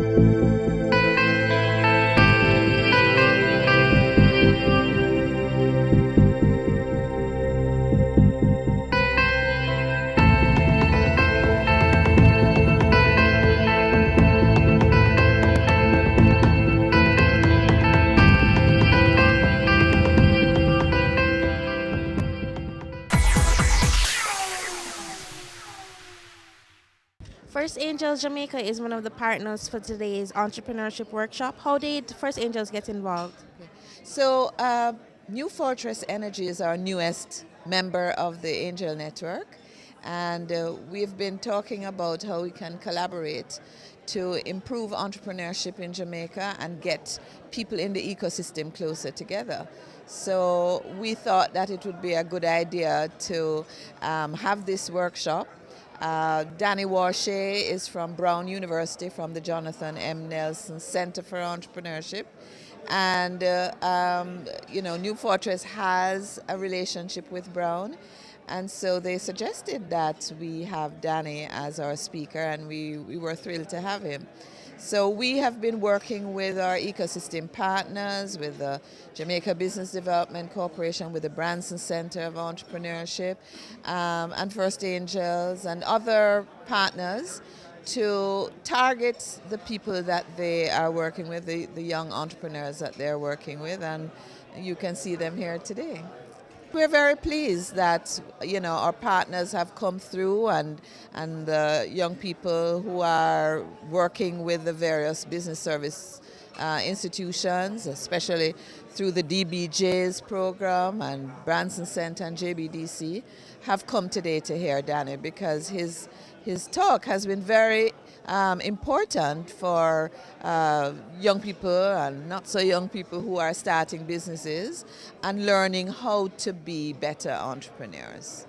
So how can you guys start to implement bottom-up research? Take some notes on these flip charts, because then we're going to hear from some of your tables as you report back to the whole group.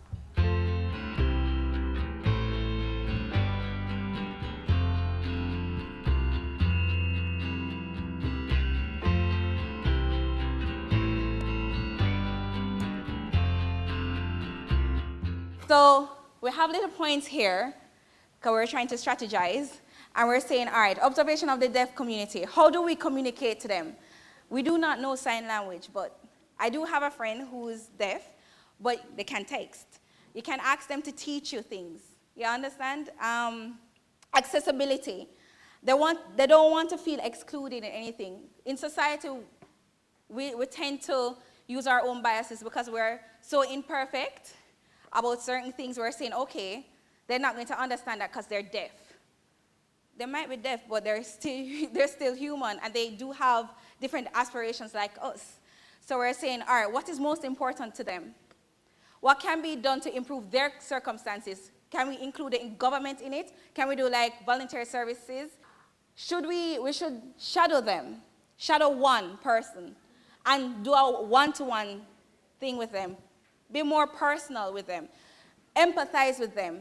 Gaining their trust. Because most of the time you're not going to be trustworthy. Putting yourself in their shoe. Continuous documentation. You're not going to write right in front of them, You're going to write at home in your diary. Aspiration. What drives them? What get them up in the morning? Probably the possible solution that we could find is try to get entrepreneurs who are in different sectors, like I'm in the tourism industry, she's in gastronomy, he's in the food packaging industry, she does jewelry making, and she caters to the deaf community. Our unmet need was weight loss management. I don't know if you've been looking in the newspapers, but lifestyle illnesses is a major topic in Jamaica, and we have Jamaica Moves. We have a lot of movements about losing weight, but what we don't have a lot of products for is maintenance, which is far more difficult than losing weight. And so we looked at, we did the bottom-up research, but we've been asked to look at the adaptations. So some of the, I should turn it around a little bit, cultural differences. Jamaicans like products from overseas. It will be very hard to get them to buy into a local product, and so we'd have to look at adapting it for the Jamaican market. Our culture, of course, which, we have a lot of music and a lot of cultural proverbs which revere fat women, and so we'd have to look at how we would approach that. We definitely have a quick fix mentality. We don't like maintenance, and so we actually also included a no maintenance mentality. We have a lot of projects that we start, but the follow-through is just not there. And we also thought maybe some persons might be reluctant to participate in a project like this.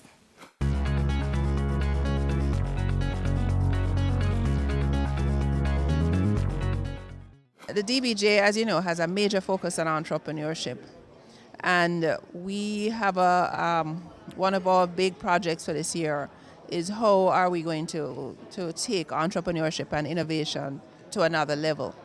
So when New Fortress Energy came and was looking to expand the work that they're doing in entrepreneurship in Jamaica, one of the entities that they spoke with was with the University of the West Indies. And we have a close relationship with the university.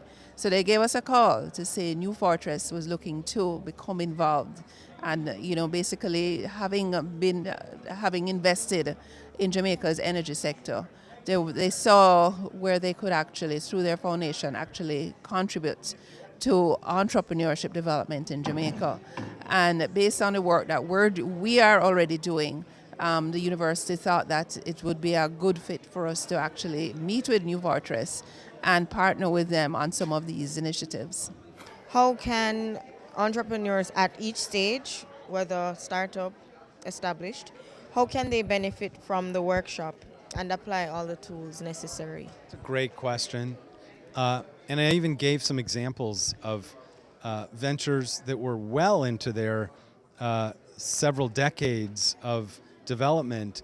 And what I teach is something that I know from my own experience can be used in all sorts of different kinds of aged contexts. So, for example, in many cases, I'm asked to teach this entrepreneurial process in very big, well-established companies.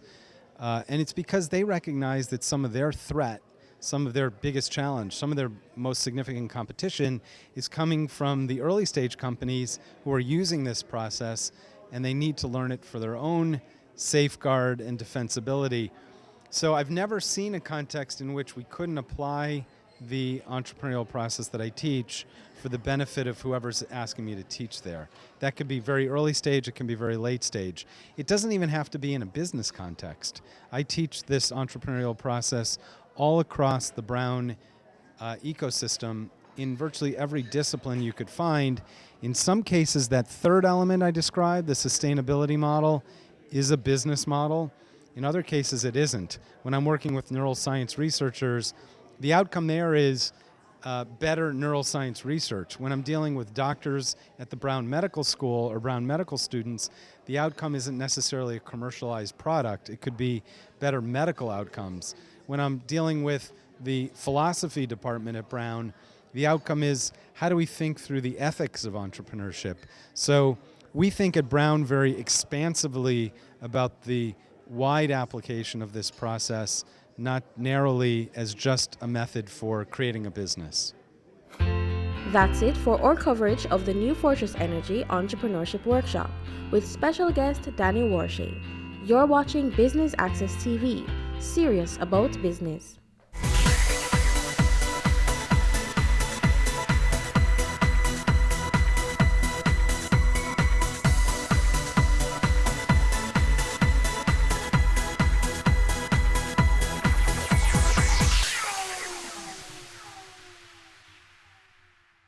Do you want more experience from your SUV? Introducing the 2020 Nissan X-Trail with leading-edge technology, intelligent ride and chassis control, a round-view monitor, and hill start assist for confidence behind the wheel, plus auto headlights and panoramic sunroof. Drive the SUV with more experience. The Nissan X-Trail, available today at Fidelity Motors.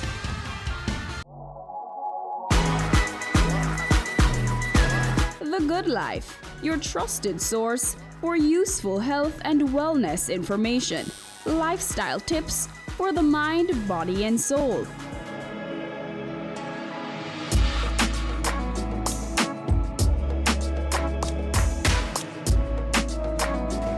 Tune in Tuesdays at 8:30 p.m. on Business Access TV.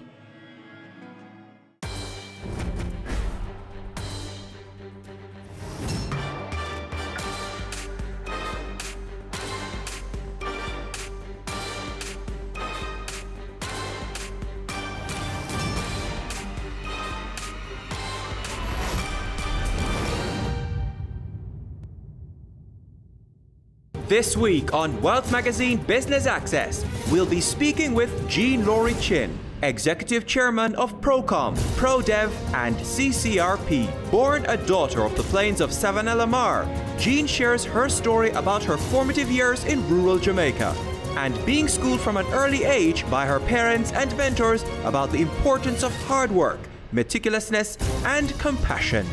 Jean-Laurie Chin also talks about the importance of family, her fascination with the written word, and how an act of charity formed the foundation of what is now her legacy and contribution to Brand Jamaica.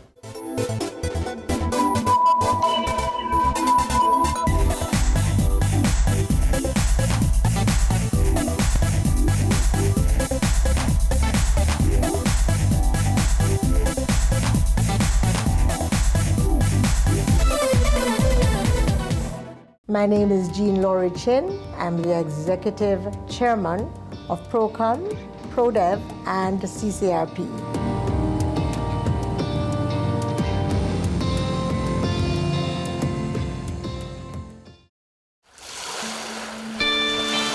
I was born in Westmoreland, Jamaica, educated first in Westmoreland, then in Kingston, and I went into journalism because that was really my whole objective in life, to be a journalist. Went into journalism and then was persuaded to go into public relations. So as a result of that, I still combine my journalism experience. So I'm a columnist with an advertising and public relations company, which is Procom. And then having watched my parents' example of, building and creating new things, I started a new company, ProDev, and feeling very grateful after 30 years of business at Procom to my mentors, especially my parents and other seniors. I started a seniors organization called the Caribbean Community of Retired Persons, CCRP for short. So I am actually concurrently running those 3 organizations with a fantastic team. I was born in a little district called Hartford in Westmoreland. The circumstances of my birth is really funny. And my mother used to say, this is why Jean loves to dance. Because what happened was that in this little district, it was near Christmas, December the 5th, and so that was when the Junkanoo was moving around the district.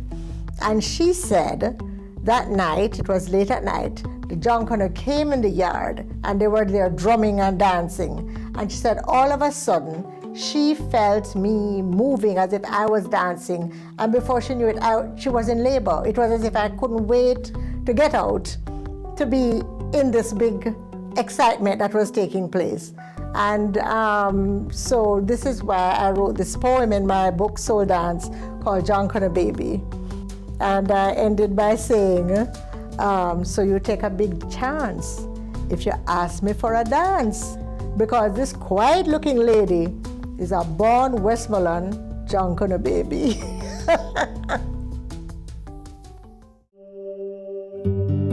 My parents were very humble people, shopkeepers. My dad got sick when I was 4, passed away, leaving my mother with 4 little children. The youngest was 7 months. And so I watched my mother start her little shop in Savannah-la-Mar, and little by little added one case, then another case and some shelves, and created a business, this single woman, all on her own with 4 little ones.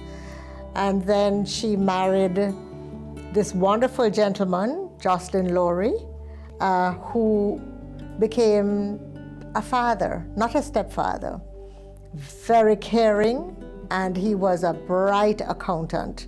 So he married young Maisie Laurie with her 4 children, and we all moved to Kingston. He worked with the accounting firm Paul Golson, and then he continued to study and became a chartered accountant and started his own business. Then illness struck, and he had to move his business to a home office in his little house in Pembroke Hall, which was supposed to have been just a stop on his way up Well, that is where we stopped because he was wheelchair bound. But as a result of that, though, his 4 children had to learn how to use the adding machine, had to learn how to type his letters, and he kept most of his clients because he was so brilliant. He was a tax expert. And so again, that was another lesson in life, that whatever life gives you, you need to make the most of it. And so my father continued on his path to excellence. People say, you know, how did you learn management? That's how I learned management, because my degree was really in the arts. But I grew up learning management. Again, my mom was very ambitious for her children. So she found out that the best school in Savlamar was being run by the Sisters of Mercy, a Catholic prep school. Of course, you know, her funds were very low. So she bartered groceries from her shop, and she sewed the altar tablecloths for the priest, and wheeled and dealed and got her 2 little girls into St. Mary's Academy. Now, this was a prep school where the children of the doctors and the lawyers, you know, just the better off children went to. And those Sisters of Mercy were wonderful. And so I have had the Sisters of Mercy in my life from I was about 6 years old until I was 17. And then Sister Mary Bernadette Little, who was our principal at Alpha, was such a strong leader that she also made a huge impression on me. And it was because of her, I think, and because of this other nun who mentored me in prep school, that I wanted to really enter the convent. I applied when I was in 5th form to enter the convent. But at that time, there were a lot of people leaving the convent, young women. And so I was advised to work for a year before I entered. And while I was in 6th form, I met Hubie Chin, my husband. So I became engaged and married him, but I always remained very close to the Sisters of Mercy, because as a student, I used to do retreats. I used to be very close to them. And so just last year, I was invited to become an associate of the Sisters of Mercy, where you do have to make a commitment. And so I made my commitment last year, October, which is, it means that you must be committed to the charisms of mercy. It is a promise that you look on people and situations with compassion, with understanding, with mercy. And so it tells you, stop, don't judge. Think about the place that that person is coming from before you judge them, and have good thoughts about people.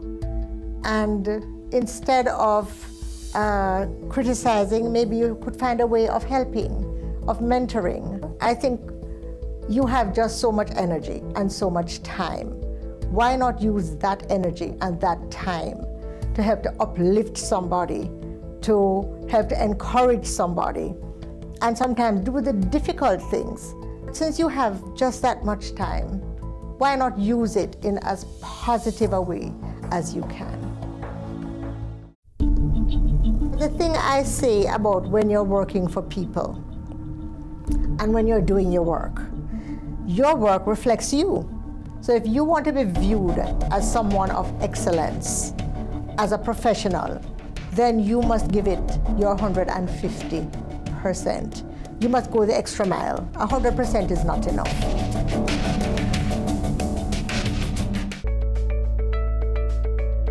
How you go with all of that?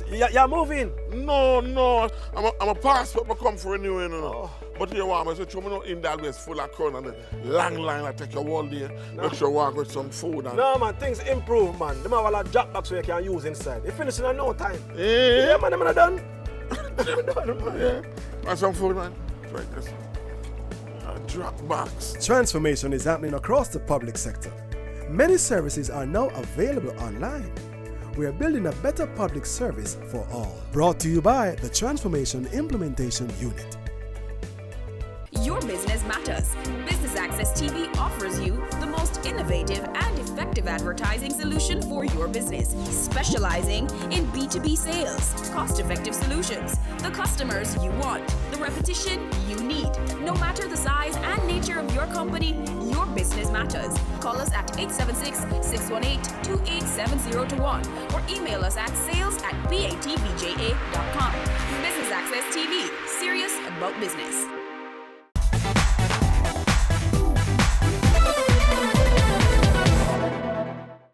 So my first job was at Chinese Travel Service, and it was so exciting. I had a wonderful mentor, our manager. She was Sonia Phillips. She's now Sonia Sage. And so we were going on these what you call fam tours, where you get free trips, you get discounts. Oh, I enjoyed it so much. And I remember one day, I think at about 9 months after I was working with her, she said to me, listen, you need to go to university. And I said, but I can't afford to go to university. She says, and I said, it's too late to apply anyway. She says, I know somebody up there. I'm going to send you up there. Of course, I wasn't very willing. She sent me up there. The lady said I was late, so I felt very relieved because I didn't want to give up my farm trips. And so I filled out the form and everything. Lo and behold, I was accepted. Do you know that I was in tears at Chinese, and she was there saying, you don't have any ambition, you were accepted, you're going. I said, how am I going to manage? And she said, okay, I will hire you back for every break you have, whether it's summer, Christmas, Easter, so you can still earn. So I was able to earn my way through university. It was a new day, precious day, when my Chinaman jumped to the rhythm of Jah with a 1-foot shuffle and an eye to the sky, and him laughed semi-that, just a shade and a fly. I was always in love with the written word. I started writing poetry from I was very young. But to have professors like Professor Edward Bohr, Professor Maureen Warner Lewis, and Mervyn Morris, it was just so inspiring, and I decided I wanted to be a journalist. So just the year I graduated, which was 73, that was the year that Carl Hendrickson's Continental Company started a newspaper called the Daily News. And I decided I wanted to join this fresh new paper. They didn't advertise, they didn't have any vacancies, so I just arrived and said I needed to see the editor. So they said, but the editor is busy. So I said, I just need 1 minute of his time. I just need a job, I have this passion. And they said, well, we're sorry, he doesn't have any time and we don't have any vacancy. So I said, I'll wait because I just need 1 minute. So I sat there and the secretary kept passing me until she just got totally fed up. And she said, okay. This was about 2 hours after, come, Mr. Prout, his name was J.C. Prout, we'll see you. He says, young lady, 1 minute. And I talk so fast. Mr. Prout, I want to be a writer. I promise you I'll work hard, however many hours a day, whatever. He looked at me. He sent upstairs for his features editor, a brilliant man called George Graham. George asked me 2 more questions, and then they said, okay, come to work tomorrow. I said, tomorrow? But I have nothing to wear. Well, don't ask if they didn't laugh. They said, here it is, we give you a job, and your problem now is that you don't have anything to wear. In this world, you can wear your jeans, you can wear anything, just come to work tomorrow morning. So that was the beginning of my love affair with the written word. It was an act of kindness that started Procom. Let me tell you what happened. Dunlop used to take the children of National Children's Home every year for a treat by the pool. And this was 1978. And the children had a sweet drink and some pastry. And I said, could they get a hamburger? And they said, well, our budget, understandably, is kind of tight because they had rented a bus and everything. I said, I went upstairs and I said, could I please speak to the marketing manager, who turned out to be Carol Guntley. I said, Carol, I would like these children to get hamburgers. I promise you I'll work on free publicity for the Pegasus in return. She said, okay. So all the little children got hamburgers. They were so excited. I mean, there was a photograph of a little boy like this saying his prayers over his hamburger, which they turned into a greeting card. And so we had all of these pictures taken, and I sent them to the Daily News where I used to work. And I went to the editor, I said, please, please, please, I beg you. They gave me a full page spread of these children having a wonderful time at the Jamaica Pegasus. So I got a call from the Pegasus to say, could you freelance for us? It was just going to be me and an assistant. I said I wanted a peaceful life, but for some reason, more people needed our services. The thing I say about when you're working for people and when you're doing your work reflects you. So if you want to be viewed as someone of excellence, as a professional, then you must give it your 150%. You must go the extra mile. 100% is not enough. In 1988, when our second child came along, my husband, Hubie Chin, and I discussed how we would balance business and family to ensure that neither of them would suffer. And he made the very selfless decision to leave his high-paying position as production manager with a major company to join the business. And we were very fortunate that he did, because at that same time there was this development in information technology. And if we did not have his engineer's mind to help us navigate this new development, I don't think we would be where we are today. He sent himself to seminars, trained in information technology, and became the go-to person in setting up our systems and keeping us abreast of all the developments in the area of information technology. So hats off to you, Hubie.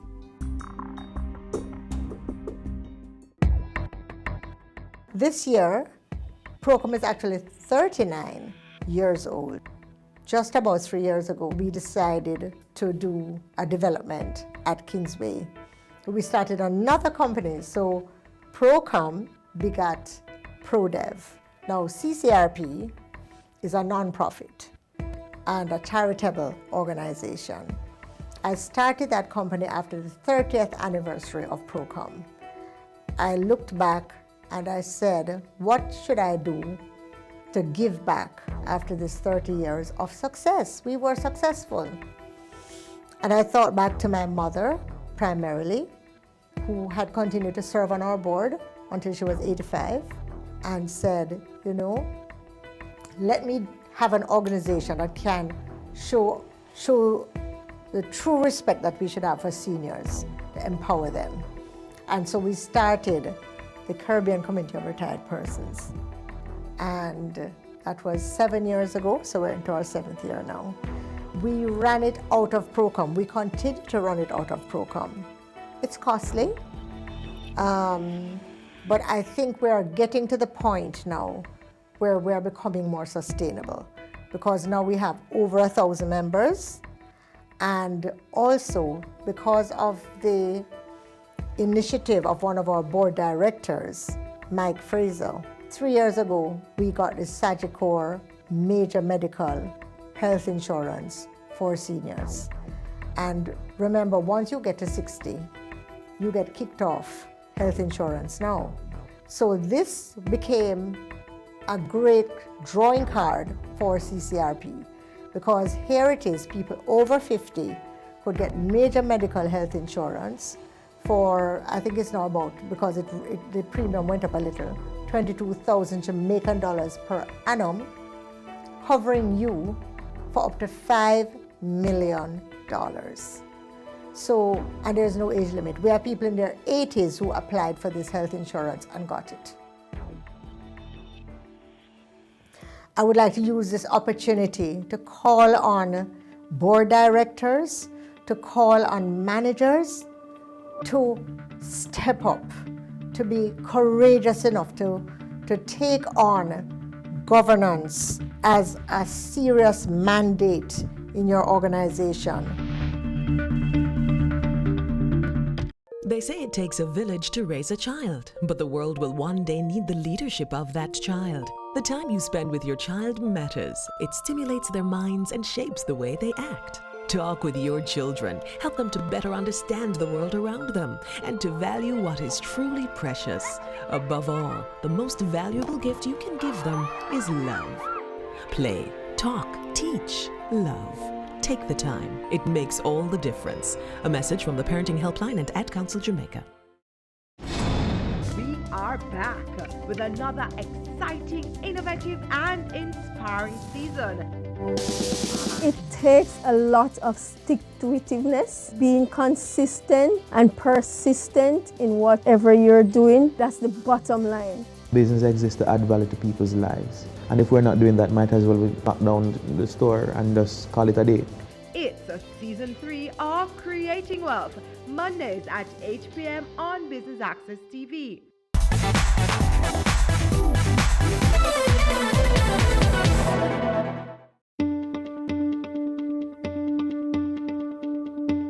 Call it the conspiracy of mediocrity. That challenge links to working with organizations sometimes, or persons sometimes, who really do not want somebody of excellence around them.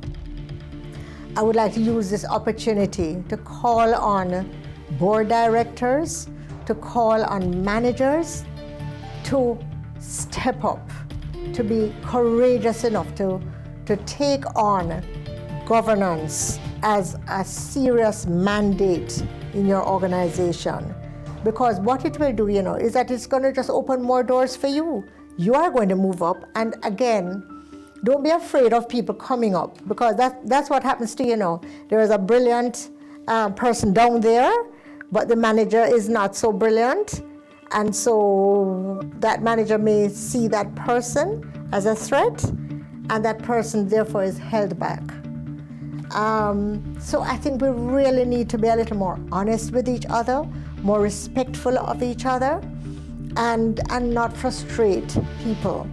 This brain drain thing, it happened in the 70s. I don't think we've really recovered from it. I think now we're hearing more about governance, and I'm really praying that that we'll turn a corner. I'm also chairman of the Digicel Foundation, which is involved in, special needs, community entrepreneurship for community development, and education. So there are the seniors who, they are the most appreciative people that you could ever meet. Then there are the people from the Digicel Foundation. Before that, I was chairman of Stella Maris Foundation, and I led the fundraising for the headquarters at Grand Spend. That's what keeps me going. What keeps me going are these ambitious, courageous Jamaicans who, some of them have nothing, and even out of their nothing, they're helping others. Even out of their nothing, they're building. And I remember one lady who was our household worker, and then she decided to go to the country and became a dressmaker. And she told me that every Sunday she would cook the Sunday lunch, and before she and her children sat down, she would share out 2 plates of lunch for these elderly people in her community and walk and give them their lunch or feed them if they needed to be fed before going back home. Now, this is a poor woman. That is what keeps me going. That there is so much courage in this country, there's so much faith, there's so much kindness in this country. And I think if we can just tap into that, into the better part of Jamaica, we can make a change. And it needs more of us to believe in our people, to make the sacrifices, to create even the few little jobs that we have created in our company, and to reach out. We have scholars that we send to school. We have 7 scholars in Grand Spend that we support throughout their schooling. And every year on Mandela Day, we have a special thing for them, and every Christmas, we have a special event for them. We're a small company, but guess what? Everybody can do something. And I think that is what keeps us going. The fact that because we have done well, we can do good. I'm not sure if it is a piece of advice or it is watching some of our wonderful Jamaicans, how they operate. I know, for example, there is Wycliffe Bennett, who never allowed a letter to leave his desk without it being letter perfect. I remember my father, who always spoke about excellence. I remember my mother, who made something out of nothing. And then more recently, some of our own clients. Carl Hendrickson, Butch Hendrickson. Carl Hendrickson, he supported his children and helped them to discover their talents. And now each of the four of them, each of them is in a thriving business. And so when we started ProDev, I actually told Butch, I said, Butch, I'm trying in my humble way to follow the Carl Hendrickson model, which is to try and discover the best in your children. So that was an aha moment for me when I asked him how did he manage to get his children to be so. He says, Jean, you look at your children, you see where their strengths are, and you try to help them to develop those strengths. That helped me a lot. Another thing that helped me a lot was to see Dennis O'Brien, the chairman of Digicel, just come into Jamaica. And even when people were telling him that Jamaica was not the best place, some Jamaicans were telling him, and he decided to come here. And I said, but if this gentleman from Ireland can come to Jamaica and develop his business here and celebrate the caliber of Jamaican people and then go and build this huge regional headquarters downtown, then why are we napping? And then of course there's Butch Hendrickson, Butch is kindness personified. As he works, so he gives. As he produces, so he gives. He's passionate about education. He puts his money where his mouth is. So I would say it's not really verbal advice, but it's just watching how people give back, watching how people have the courage to make that step. And you say, well, if they can do it, then we must try to do it too. But when I hear people saying, oh, I can't have children, I said, no, you can.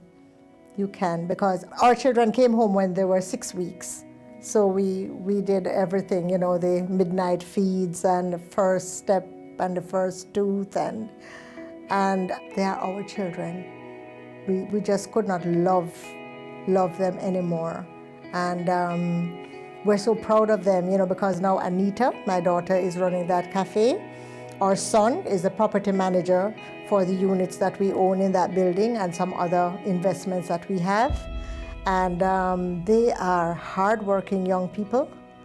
They both, my son went to Humber, where he did hospitality management, worked at Sandals for a while, and then we said, no, we need your personality in our business. So we're all working, it's a family business. Under God's unblinking eye, we all have lived, we all have died. Dust and ash are wealth and glory. Our deeds are our enduring story. Life's trials are a test of love. Will you be vulture or will you be dove? Work is prayer. Do it well to cool the heat in someone's hell. Gently take your neighbor's hand, then step lightly in this land.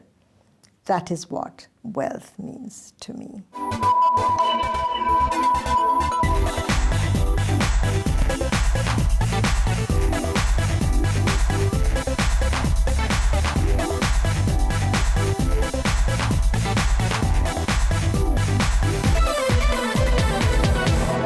Business current affairs you can relate to. Frank, credible discussion. On Point with Kalila Reynolds and Dennis Chung, dissecting the issues, offering solutions to Jamaica's challenges. On Point, Thursdays at 8 p.m. on Business Access TV.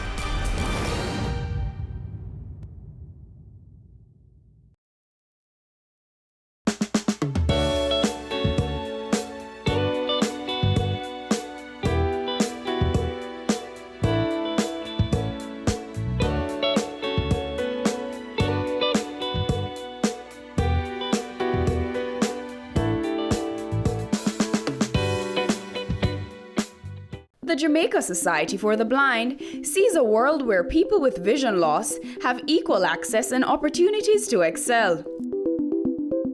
We were established in 1954 with the assistance of the Royal Commonwealth Society for the Blind.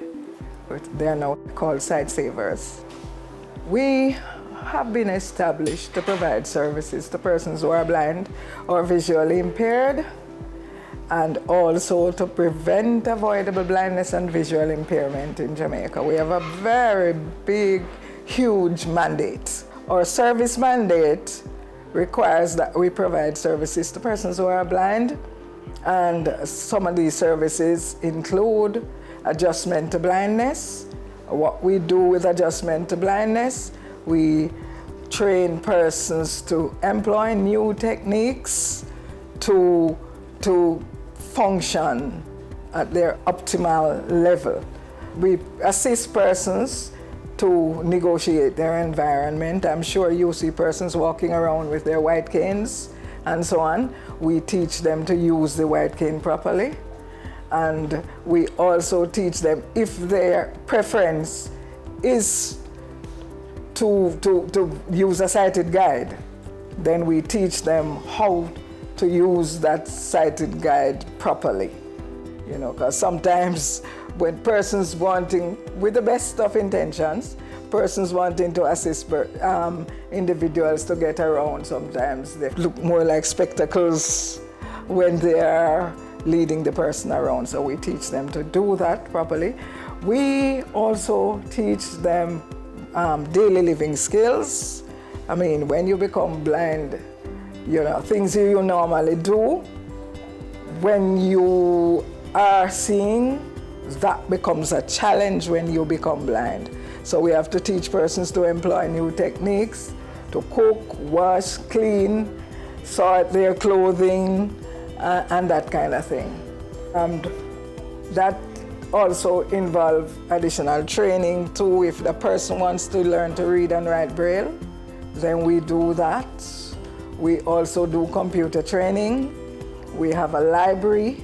We provide library services for persons who are blind. In the field of education, because we have that mandate as well. We sometimes provide reader services to persons who are in need of that, persons who may be pursuing further education. We assess them to get reading done. And very recently, we have instituted a scholarship program to be more meaningful in our educational mandate. We introduced a scholarship program in which we provide scholarship for blind and visually impaired persons who want to pursue further education. I mean, it's not a very large scholarship, but we do that assistance. And pretty soon we will be announcing our third call for applications to the scholarship program. When persons want to get around, they sometimes are dependent on family members and whatever to go.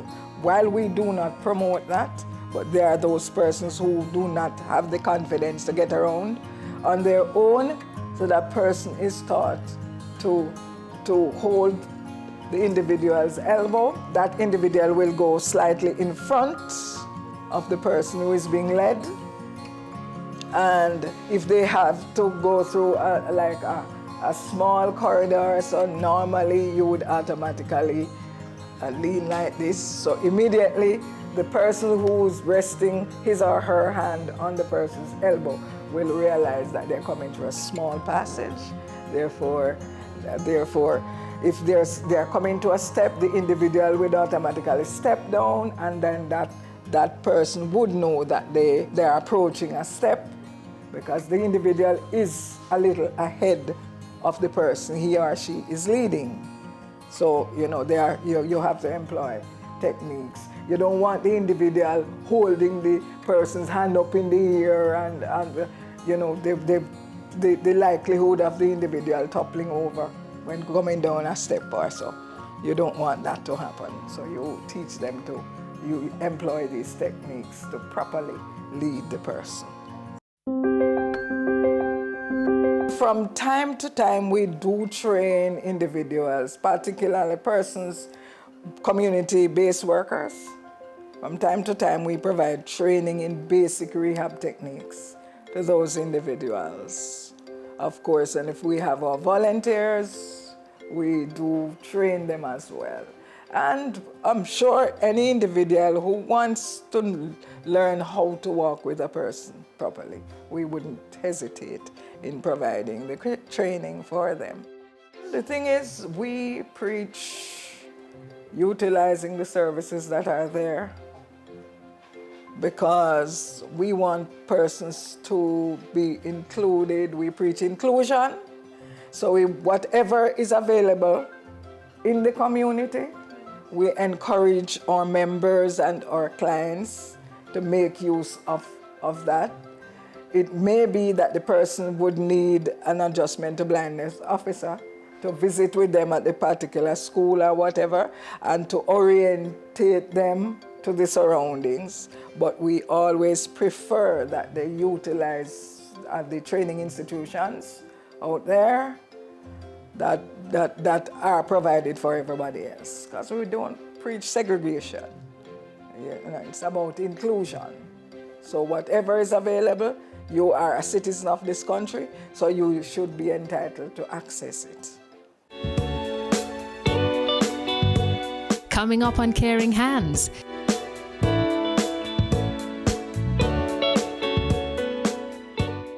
They say it takes a village to raise a child, but the world will one day need the leadership of that child. The time you spend with your child matters. It stimulates their minds and shapes the way they act. Talk with your children. Help them to better understand the world around them and to value what is truly precious. Above all, the most valuable gift you can give them is love.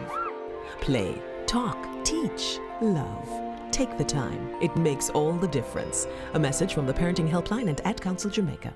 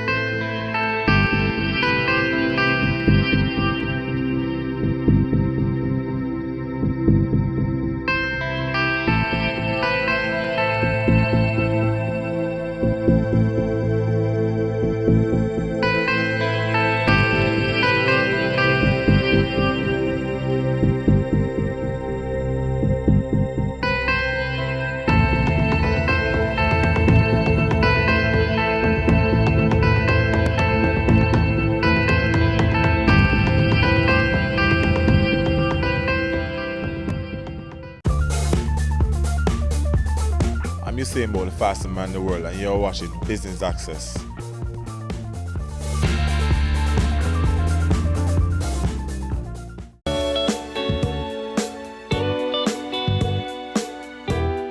Conrad Harris joined the Jamaican Society for the Blind in 1993. He graduated from the University of the West Indies in 1992 with a degree in mass communications. I am the programs director. I am responsible for, organizing and monitoring the various programs that we offer. These include our Adjustment to Blindness program, which help persons who have lost their sight regain their independence. It includes our Public Awareness program, where we try to inform persons who are blind how they function and what their needs are and how best you can work with them or assist them if necessary. And also, inform persons about the Jamaica Society for the Blind and what we do. As programs director, I've also been the coordinator of various projects that we have had. For example, we just completed a project with the European Union. It was a 4-country project and aimed at eliminating avoidable blindness in the region. So Jamaica was one of the countries that was involved in this project. once persons lose their sight, they are no longer able to read print, at least not with their eyes. So there are other ways that we can do it, but not with their eyes. So we teach persons how to read and write Braille, and we also teach them how to use the computer. There's several programs that we can use to allow the computer to speak what's on the screen.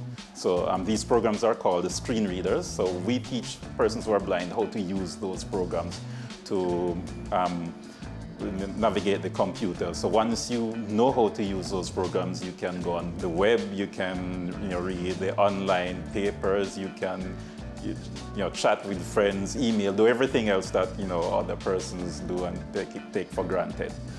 And we also offer a library service. We have a small number of Braille books, and we have some audio books as well. And the plan is to go more and more now into electronic books. So we offer that as a service to persons who are blind. This is called a Braille embosser. It is something that works just like your regular printer, but instead of printing print, it puts the thing into Braille. So I will connect it to my computer, and I will send it an electronic file, and I have a software on my computer that converts that file to Braille, and then it sends it to this machine, and it makes a noise, and it spits it out in Braille.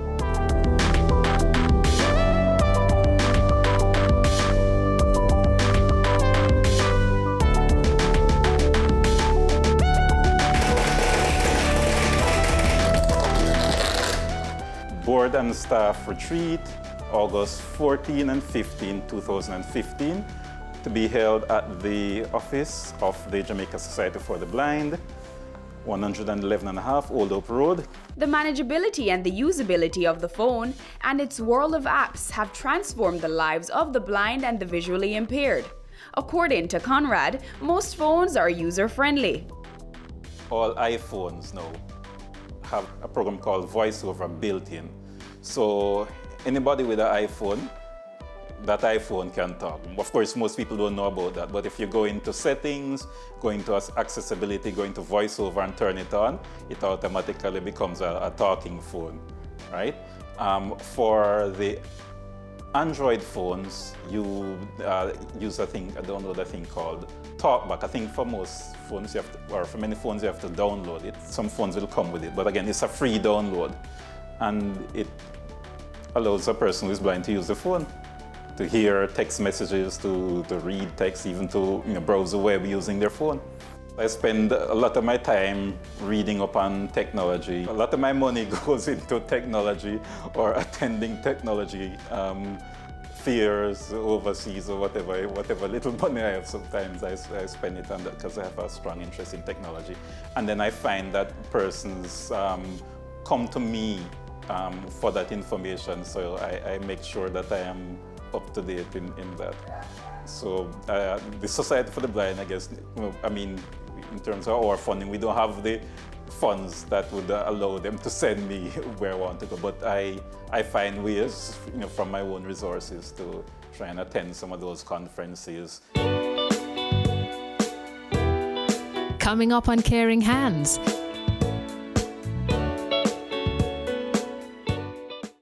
It's season 12, and Wealth Magazine Business Access is here to keep you business savvy. With an impressive mix of some of Jamaica's most inspiring business moguls, we continue to keep Jamaica informed, empowered, and ready to dominate. Tune in Sundays at 5 p.m. only on BATV. You're watching Business Access. Business Access. Business Access. Business Access TV. Serious about business.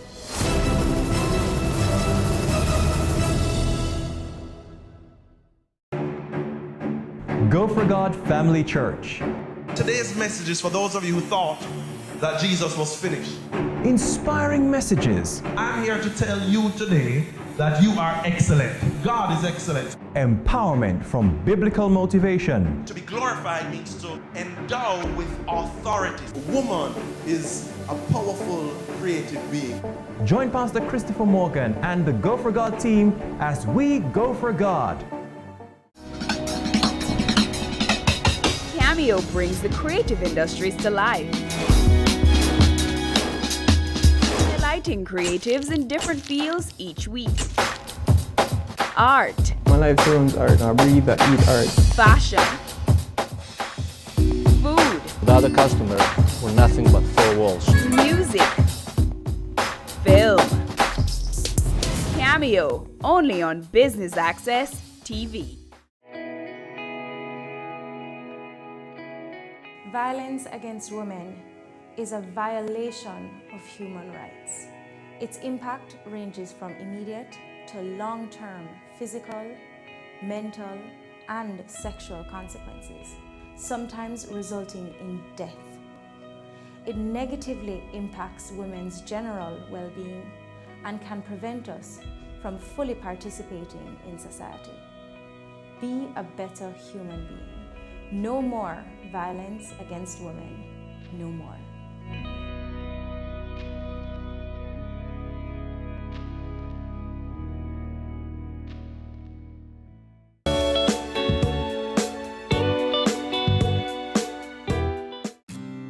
Members of the Jamaica Society for the Blind, Leecroft Henry and Dennis Williams, both lost their sight because of glaucoma, which is a disease that damages your eye optic nerve.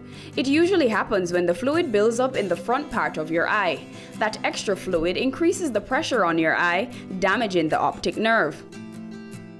I have glaucoma for many years, and I was treating it. But each time they treat it, the pressure keep on going up. And the doctor said I have to do an operation. I do 3 operations, and the pressure is still up.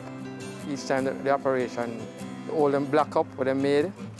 So the fluid was supposed to drain out from the glaucoma, don't drain anymore, so the pressure keep going up. In 2011, I was hit by a car, and from then I started to lose the vision more. Yes, and then the vision went in 2012. That's when I lose all my sight. Experience on the road is sometimes challenging, especially when people don't understand the blind. They tell you to move over there, so I walk straight, and that's not the way to tell you to do it. It's either left or right. You need to move left or right when I'm talking to you. You cannot go straight. Anywhere you walk is straight. So those are the more challenging. And the vehicle, they don't respect the white cane.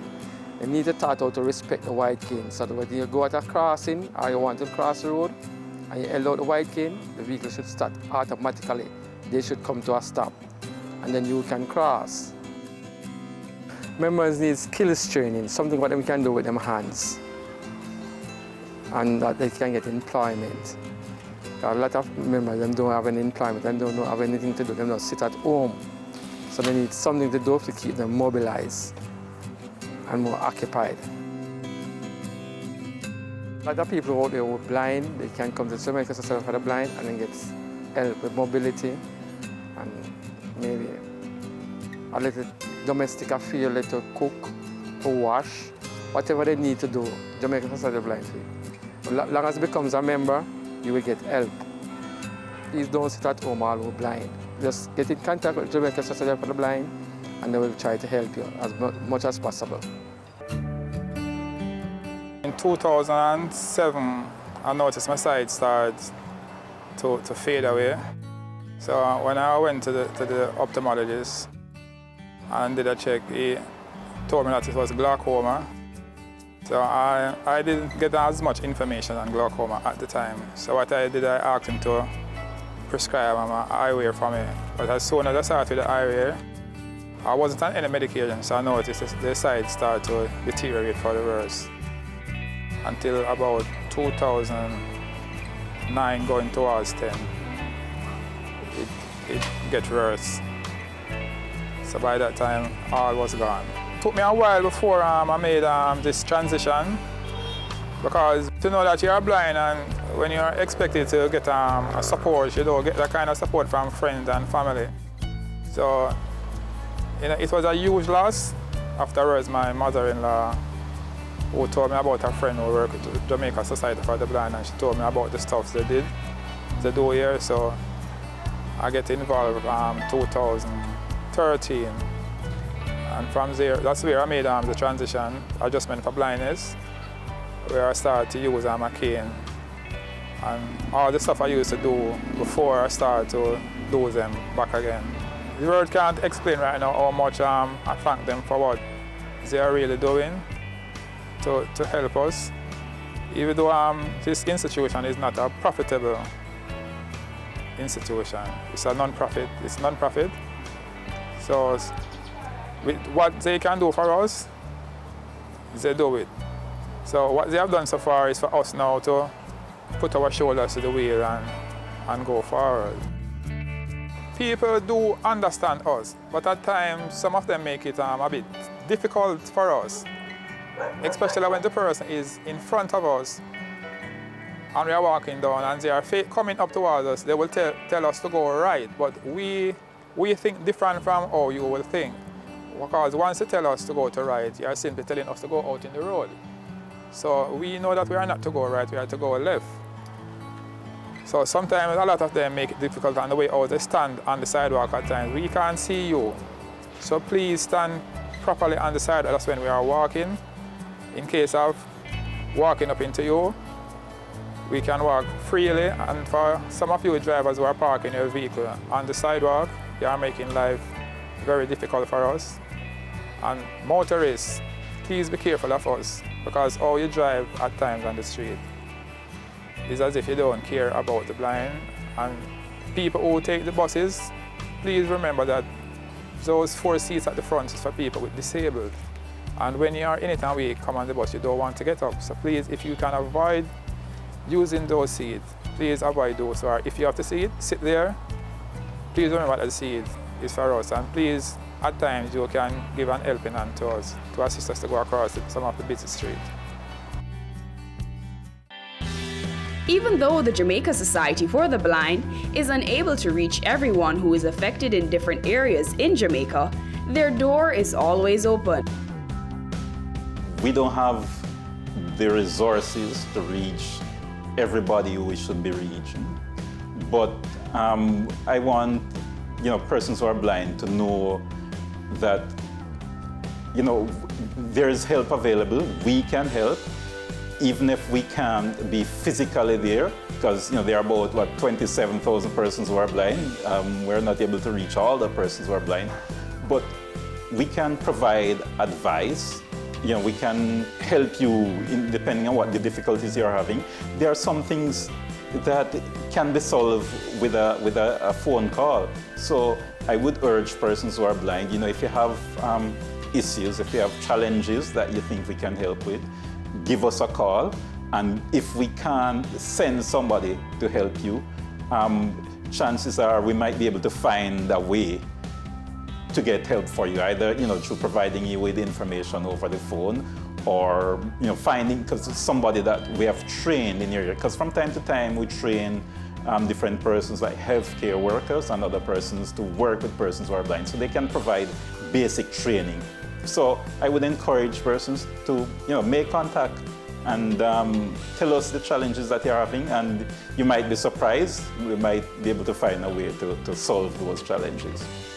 If you want to help, donations can be made to the Jamaica Society for the Blind, 111.5 Old Hope Road, Kingston 6. Next week on Care in Hands, it's a Part 2 feature on the Jamaica Society for the Blind. I feel wonderful. Feel good if you know something can do something. I'm able to walk about fairly unassisted, right? Except for probably stairs, I have to pay a little bit more attention. But when it comes to, for instance, reading, my central vision is very impaired.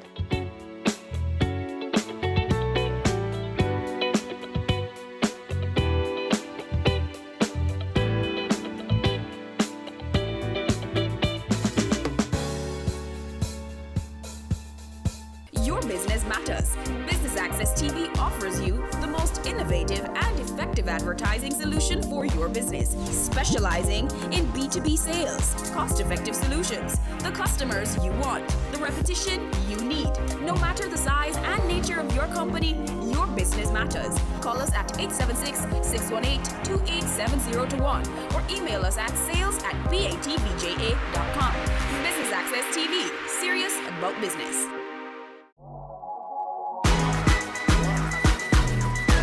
The Good Life, your trusted source for useful health and wellness information, lifestyle tips for the mind, body, and soul.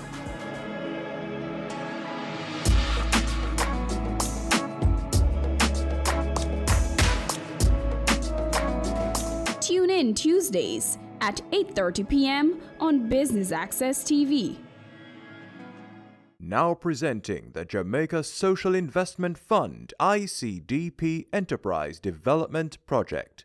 Entrepreneurial Grant Business Pitch. This project is a $100 million grant that's seeking to target 50 small and micro business enterprises and give them training, capacity development, equipment, permits and license towards the development and the viability of their business. We have made a call for proposal in March of this year for entrepreneurs to submit for the opportunity to receive a grant between $1 and $5 million. We received more than 500 applications, and so we have now shortlisted them to 100. So we've invited that top 100 applicants here today, and they're going to have to pitch their business idea to a panel, and of the 150 will actually transpire and win the opportunity for the grants. One of the primary objectives of what we're doing here is employment. We want the business to be able to sustain not only the principals as the owners, but we also want the business to be able to employ at least 2 people. The next part of it, as we do in all of our projects like this, is it provides a learning instrument of how we can engage small and micro enterprises and take them to the next level. Why we're doing this rigorous process because we want to identify the best potential entrepreneurs to fund for this project. And keep in mind that we are speaking about a loan, so we want to ensure that the applicants are committed and that from a sustainability point of view, that upon receiving the support from JSIF, that in 2-3 years the enterprises will still be operational and the broader objective of the project would be achieved. Once we have now equipped them and they should be ready to start their production line going, we'll then have a mentorship component.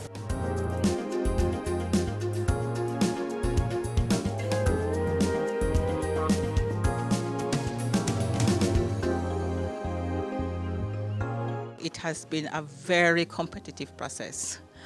Jamaica is filled with persons with drive and passion. We're expecting that the best will be selected.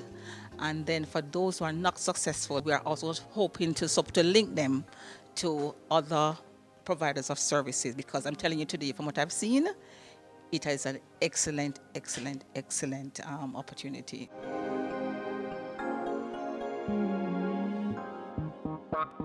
It's worthy of note that many persons coming here today already have some kind of semblance of a business, but they need the additional support to move that business to the other level, as well as some persons are coming with just proposals to start from scratch. On behalf of the JSIF, we want to really thank the DBJ and other partners from UWI who came to be part of the panel, and just to remind you that the JSIF is here and we're investing for community development.